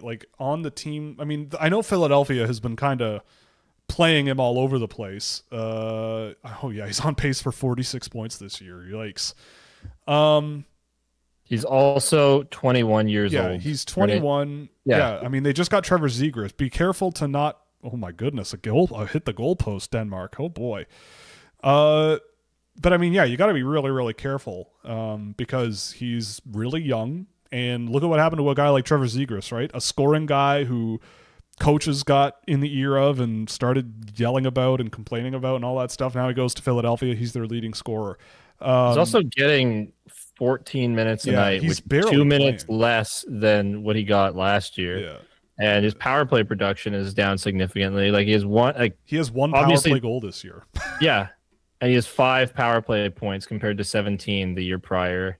Yeah. I mean, he had 63 points as a 20-year-old, right? 19 and 20-year-old. Both. Yeah. That's pretty good.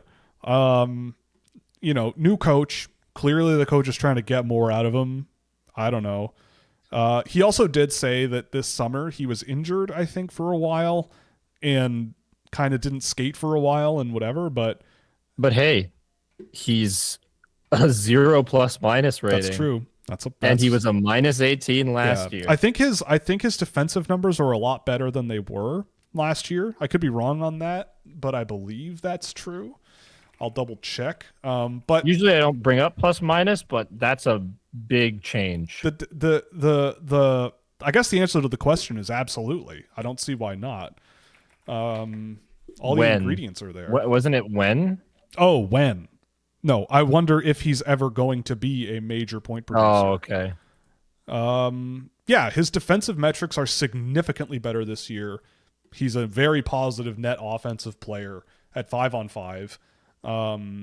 Yeah, they've got him with Couturier and Brink, and then they moved him, and now he's playing with Brink and Noah Cates. Not so sure about that one. Yeah, like, and the other thing too is I'm looking at his Hockey Viz page, and this season when he was playing with Couturier and Brink, in terms of goals per expected goal against, he was rocking 100% defensively. So he was getting scored on twice as often as he should have been, which for a winger, I don't think you can always necessarily put that on them because their defensive responsibilities are pretty limited. I think that points more the finger at their defense group, their goaltending, and Couturier. But, I mean, look, they're giving him a lot of offensive zone starts. They're giving him opportunities, but they're not playing him a whole lot. Yeah, even on the power play, he's being kind of up and down, whatever. Like, he's not on the top power play unit either. Yeah, so they're playing Denver Barkey over him on the second line as well. Yeah. Wow. Well, that makes me look smart, so I'm not going to complain about that. And they have Bobby Brink playing on the first power play unit, but he's on their third line. But I see that Jamie Drysdale's on the first unit. I know I was saying earlier about him being a good idea to take late. I want to see how he's done because I haven't really been paying attention. I'm not in a league this year, weirdly enough, so I haven't kept up with how guys are doing in terms of their point production. So I'm curious how he's done. Yeah.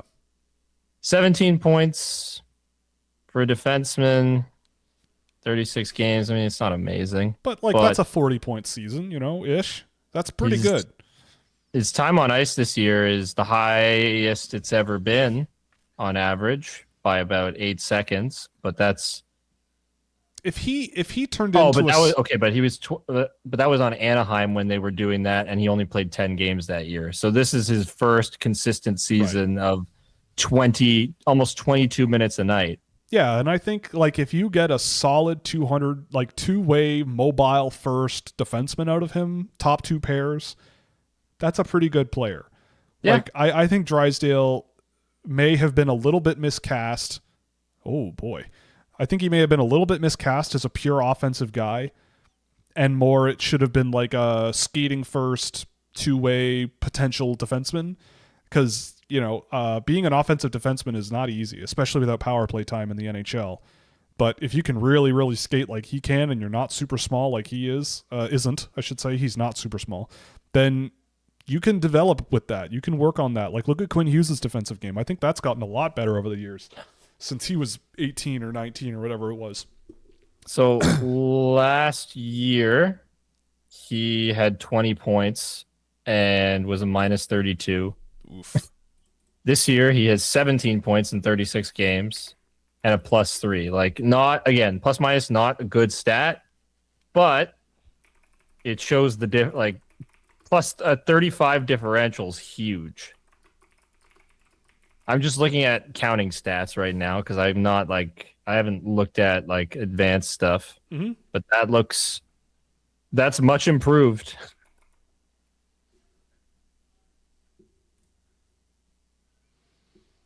Yeah, he's got more ice time too. Probably wouldn't have been an amazing pick in fantasy, but at the end, when you're looking for defensemen, it probably wasn't that bad. That's all I care about anyways, is fantasy, because I want to make money. How did Denmark... yeah, Denmark goal. How did Denmark get fifth in the 2017 under-20s? Well, they made the quarterfinal. Nick Ehlers? Oh, that was the year. That was the year that Finland was awful. Was Nick Ehlers there? Because he Yeah, was Finland beat Latvia to maybe. avoid relegation. Denmark that year they had Ronberg. He was pretty good at that and for them that year. Yeah, I remember that. Alexander True, he also was pretty good for them. Nikolai Christensen was also pretty good, I believe, for them that year. Matthias Fromm, Joachim Blichfeld. They had a pretty decent group of guys. I think their goaltender Kasper Krog was playing really well at that tournament as well. Right? 16, 17. Yeah, Kasper Krog played 3 games and was a 920 goaltender with a 327. So that's like 40 shots a game, something like that. And he was saving he was saving 92% of them. That's pretty good. Not bad for a 5'9" goaltender in 3 games. But I think it's more like Denmark had a really good team relatively, and Finland that year, I remember that team was a disaster. Who was on that Finnish group? Finland. Yeah, they were almost relegated, but they beat Latvia twice. 16, 17. I'm trying to remember who would be on that. Was Sebastian Aho on that team? They had Miro Heiskanen was on that team. Juuso Valimaki, Urho Vakanainen, Vili Saarjärvi, Olli Juolevi was on that team. He was the captain. Henrik Borgstrom, Eli Tolvanen, Christian Vesalainen. That was a team that probably should have not almost been relegated, but they lost a lot. And but they didn't. And then I think the next season they did quite well. Oh, quarterfinal loss. But then they were champions in 2019. So 2 years after being almost relegated, they were champions of the whole thing. So there you go.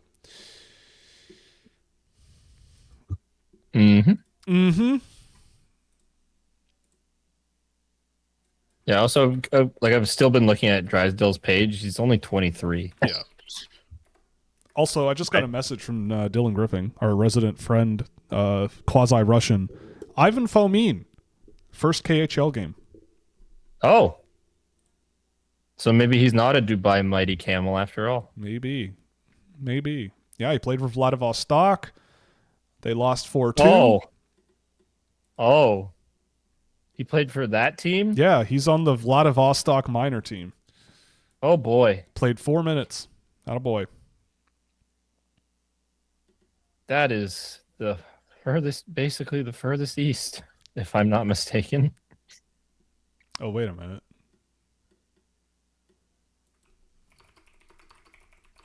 That is Far East Russia. It is about as east as it gets. It's so east, it's almost west. Oh, he did play in the KHL today. Weird. Attaboy. 4 minutes, 45 seconds. We're going to watch that at some point. He played more than NHL draft pick Alexander Darian. Remember him? Probably not. No. Alex Darian, Arizona Coyotes draft pick 2019. Played more than him. So, I'm still trying to figure out what nation I'm going to play, man. I can't, I always need to, actually launch the game and then look in order to do this. I used to play with my buddy, and we'd take literally an hour and a half to decide what nations we were playing. It was so annoying. Yeah. And then we'd get 10 years into the game, he'd pause and go make dinner, and I'm like, bro, what's going on? Why are we doing this? But hey. That's also why my hours are inflated. Because I'd be sitting there in game while my buddy would be making his dinner for a half an hour or whatever. It's not all playing hours. A lot of pondering hours. Like what I was doing with my life. Canadians. All right. Yeah. Fomin's a bum because he only played 4 minutes. You're right. Formin. Yeah, Ivan 4 minutes. 4 For minutes. me, 4 minutes. Uh, he is capped at that. oh boy.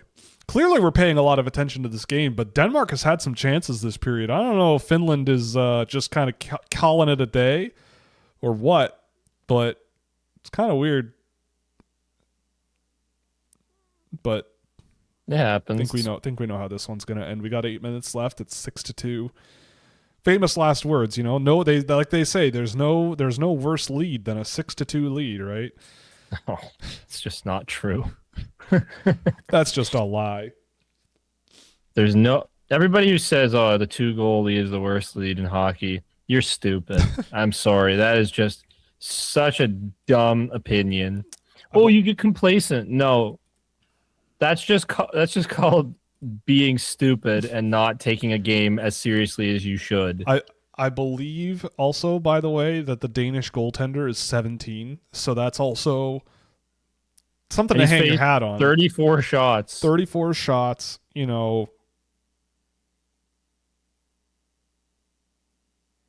And he's been since for a while. I feel like he's been decent, but yeah, this game has made me sick to my stomach.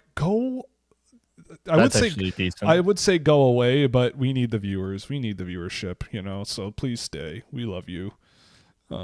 Please make more jokes like that because it'll drive up our engagements. Yes, exactly. Oh. How many 2-goal leads have the Leafs blown? Probably a lot. Know. I mean, I think every team is giving up 2-goal leads count. here and there. Yeah, who counts? Who uses numbers? What kind of an idiot would use numbers? Will doesn't enter numbers. He just taps a little pad now. I do. Yes, I do actually. I have successfully. I actually have it right here. I have successfully reprogrammed my. Oopsie. I have successfully reprogrammed my old Novation Launchpad to help me track data.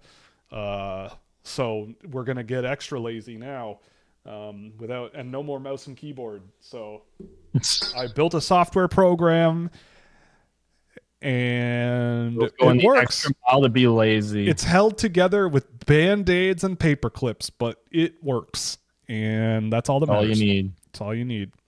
Band-Aids and paper clips. Yeah, you know how many nations there are in EU4? 272. Oh, way more. Really? Like possible nations in EU4? Oh, including ones you can form? Yeah. 600. More. Really? Yeah. Way more. 1,267. Less. 1,167. Less. 676. More. 767. More. I'm trying to incorporate 67 somehow even more. I know you are. That's why I'm trying to get past 867. More. 967. Close. 967 and a half. 967.67. 974. Oh, okay. Which is ridiculous. 97. Coolest goalie helmet of all time, in your opinion? I like the Curtis Joseph Edmonton Oilers helmet that he used to wear in the 90s. I was going to say Cujo Leafs. Cujo Leafs is pretty good too. Cujo had some good ones. But the Cujo Oilers one with the splatter, like the oil splatters on it, that was pretty cool.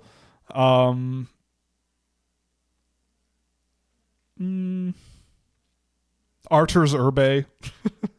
He can do nothing wrong.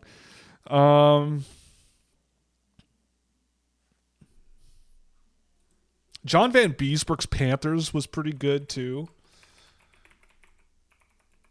That was a pretty good one. Yeah, and his Flyers one was pretty cool. He had some good ones. But yeah, that Panthers helmet was cool.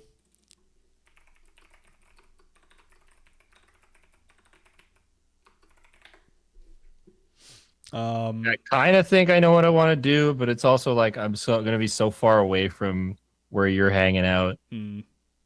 Jonas Hiller and his matte black with the gold cage, that was pretty cool too. Ed Belfour had some cool ones. Like Ed Belfour's Blackhawks mask. Like, that was a really cool one. I miss the days of those flat, just matte goalie masks with they're so detailed now, and there's so much depth and shading, and you know, I like yeah. Any helmet by Dominic Hasek is also pretty good. I feel like Stefan Fissé had some good ones. Remember Stefan Fissé? I do not. His mask with LA, I think it was. It was like he had a sarcophagus on it. Yeah.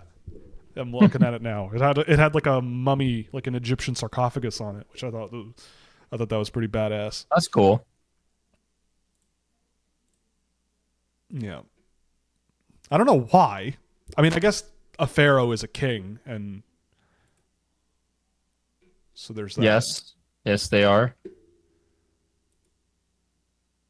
you know what the word pharaoh means? No. Good house, I am pretty sure.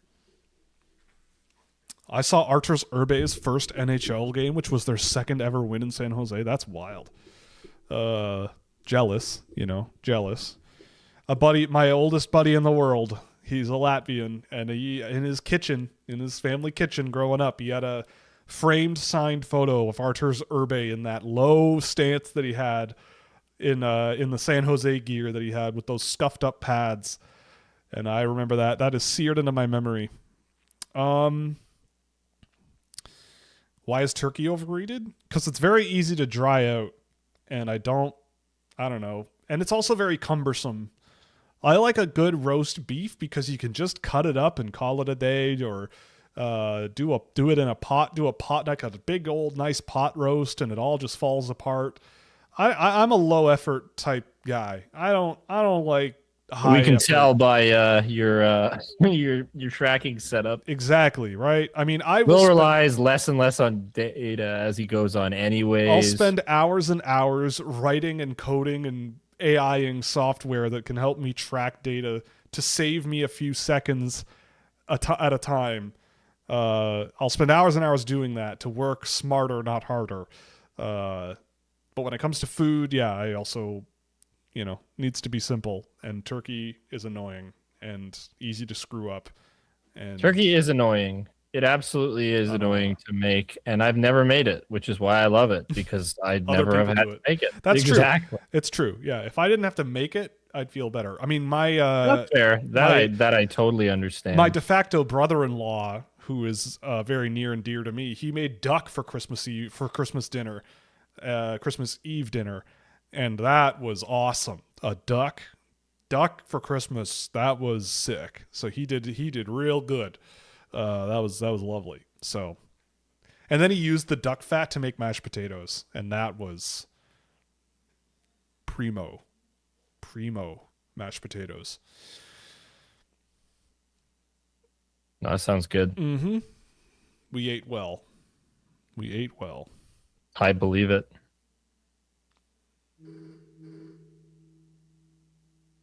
Yeah, this is definitely not as fun of a game as the last one. No, it is not. You were almost right on the score. It's true. Well, we'll see if Finland can get one more. But almost right is not good enough. No, it isn't.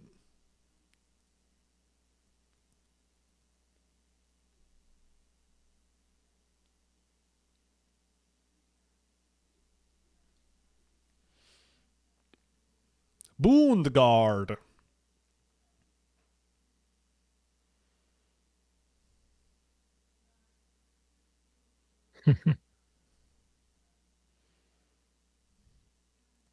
Looks like that goalie's cage has been through some battles. It looks like it's been dented and repaired, and the Danish goalie, that is. Frederikshaven's goalie cage budget must be a little limited. Excuse me. Although I think that's the same team that Freddie Anderson came from. The Frederikshavn Whitehawks, I think, were the Danish professional organization that Freddie Anderson stemmed from. Way back in the day. There you go. Interesting. I know, we're really scraping the bottom of the barrel here. That's okay. Sometimes you have to do that. What's one traditional Christmas tradition that is overrated? I mean, it depends on what your family does for Christmas, right? Like traditions are traditions. But like typical. I will say this: maybe you're just not buying the right ones, but I think Christmas crackers either need to go or get updated. Which, if you're not familiar, I don't know if this is a global thing, but Christmas crackers are those paper tubes that people pull on either side, and there's a little Oh, those wooden things. stick that makes a popping sound. I think they gotta either up their game with what goes into one, or because it just seems wasteful now. It's fun where I like the crowns. You get little crowns that you wear, which is fun. Those are fun. Those can stay. But the jokes are terrible.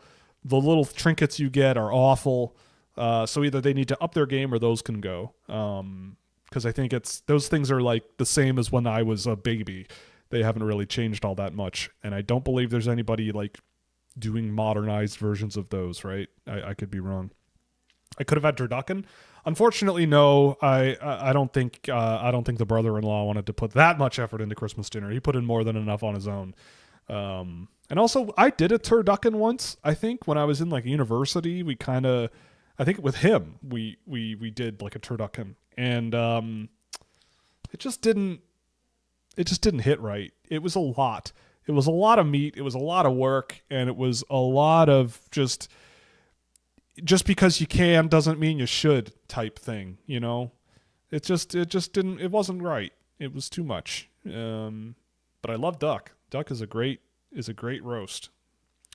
I definitely know you already talked about it, but I'm joining. I forgot how lethal of a shooter Frondell is. You're damn right, sir. He was hammering shots all throughout that game, and that's what he does, and that's kind of why I want him as a winger. It's like you can kind of let him just be a little more free-flowing, forecheck, be a little more physical, and just hammer the puck a lot more. And like, I think Nilsson playing up the middle with him on the wing with Eklund is exactly what I would probably do if I were the coach of Sweden. And yes, I'm biased because I love Eric Nilsson, but I think watching Eric Nilsson in that game, you can kind of see where I'm coming from with my love of him. He was doing a lot of those little things that add up and certainly make it easier for a guy like Frondell to play. That being said, I think of Frondell, a lot of his shots came on the power play, hammering shots from the right faceoff circle set up by one Alphonse Frey. So there's that too. He helped. I thought he played great. Oh boy. That would have been a nice little dangly there from the I'll Danish see it guy. in a sec. I hope. I think Oliver Larson, is that his name? Nice. Yeah, and then it kind of fizzled out. Well, that's big sad. Oh, one of the guys in the Puck Preps chat, I think, has tickets to the relegation game. Hey, I went to that last year, and it was great. Germany, Kazakhstan, that game was awesome. I had a lot of fun at that game, and I got tickets like front row for like $30. Got tickets, and it was a lot of fun. Favorite Christmas dessert? Coffee cake. You asked me this on Monday for Christmas food, but the dessert, that's coffee cake for me. We did chocolate cake last night, but it was fine. I'm not a big heavy chocolate guy. I don't know. Do you have a Christmas dessert, AJ, that is your preferred? Well, one I have every year because my mother always makes it is trifle. Ooh, yes. And I like trifle. I haven't eaten very many trifles, but I like a good trifle. So yeah, trifle would be the pick. Growing up, we used to do flaming Yorkshire puddings. That was fun. For anyone who doesn't know, Yorkshire pudding is a cake. It's not really was it Yorkshire pudding? No, it was a Christmas pudding. Some sort of pudding, but it's like a British food, so it's not like a liquid. Like a figgy pudding? Yeah, like a figgy pudding. Yeah, it's literally bring us some figgy pudding. My dad would make one, and you douse it in like brandy or something. Like you coat it in some sort of alcohol, and then you light it on fire and serve it flaming. And that was a flaming Christmas mo? tradition at home. Pretty much a flaming mo, but you obviously wait for all the alcohol to burn off before you eat it. But it creates a little teeny little crust on the outside, or it'd be like Grand Marnier or something like that. I never really liked it all that much. It was too bitter for my liking, but it is something that we used to do, and Because Will's a baby. because I am a little baby boy. I don't do bitter super well. That's fine. All right, that's the end Everybody of the has game. their preferences. Finland off to the next preliminary game, up 6-2. You know, not many notes on that one, honestly. No. Didn't even really know on Finland who I really would have said, way to go, kiddo, great game. Denmark. Congratulations. You won a Yep. game you should have won. Denmark hung in there. I guess. I guess, yeah. But you know what? 6-2. I got it right. 8 goals, but 6-2, it started out looking like it was going to be a lot worse than that. So kudos to Denmark for sort of rallying and figuring it out. Yeah, I thought Suvanto looked pretty good for Finland. He scored a goal. Kiviharju played pretty well as well. I don't know. Bolius was okay. It was a game of hockey. It was a game of hockey, and it went the way people expected. All right, it's 6 p.m., so let's call it a little bit of an intermission here. We'll come back for the Canada game. AJ, I don't know if you're coming or not, but I can. We'll see. We'll play it by ear. We're ready either way. We will be back. We'll come back around, I don't know, 8:30 Eastern time, so 2.5 hours before the game starts, and then we'll spend our Boxing Day here and hang out a little more. So if you enjoyed the show, definitely like and subscribe. Again, we're doing a 25% off sale at Scouching.ca, so you can subscribe over there. It helps us out a lot, and you get access to all kinds of fun tools. There's more coming as well. I'm rebuilding a bunch of stuff for the site. Hopefully in the next month or so it'll be up, and we'll have you'll have lots more insight into the 2026 draft class on that site over there soon. So check it out. We'll see you in a couple of hours for the Canada game against Czechia. I hope you had fun. And AJ, do you have any parting words before we go, or do we just call it a day here? I have no words. All right, then we're going. All right. Have a fun couple hours. We'll see you later.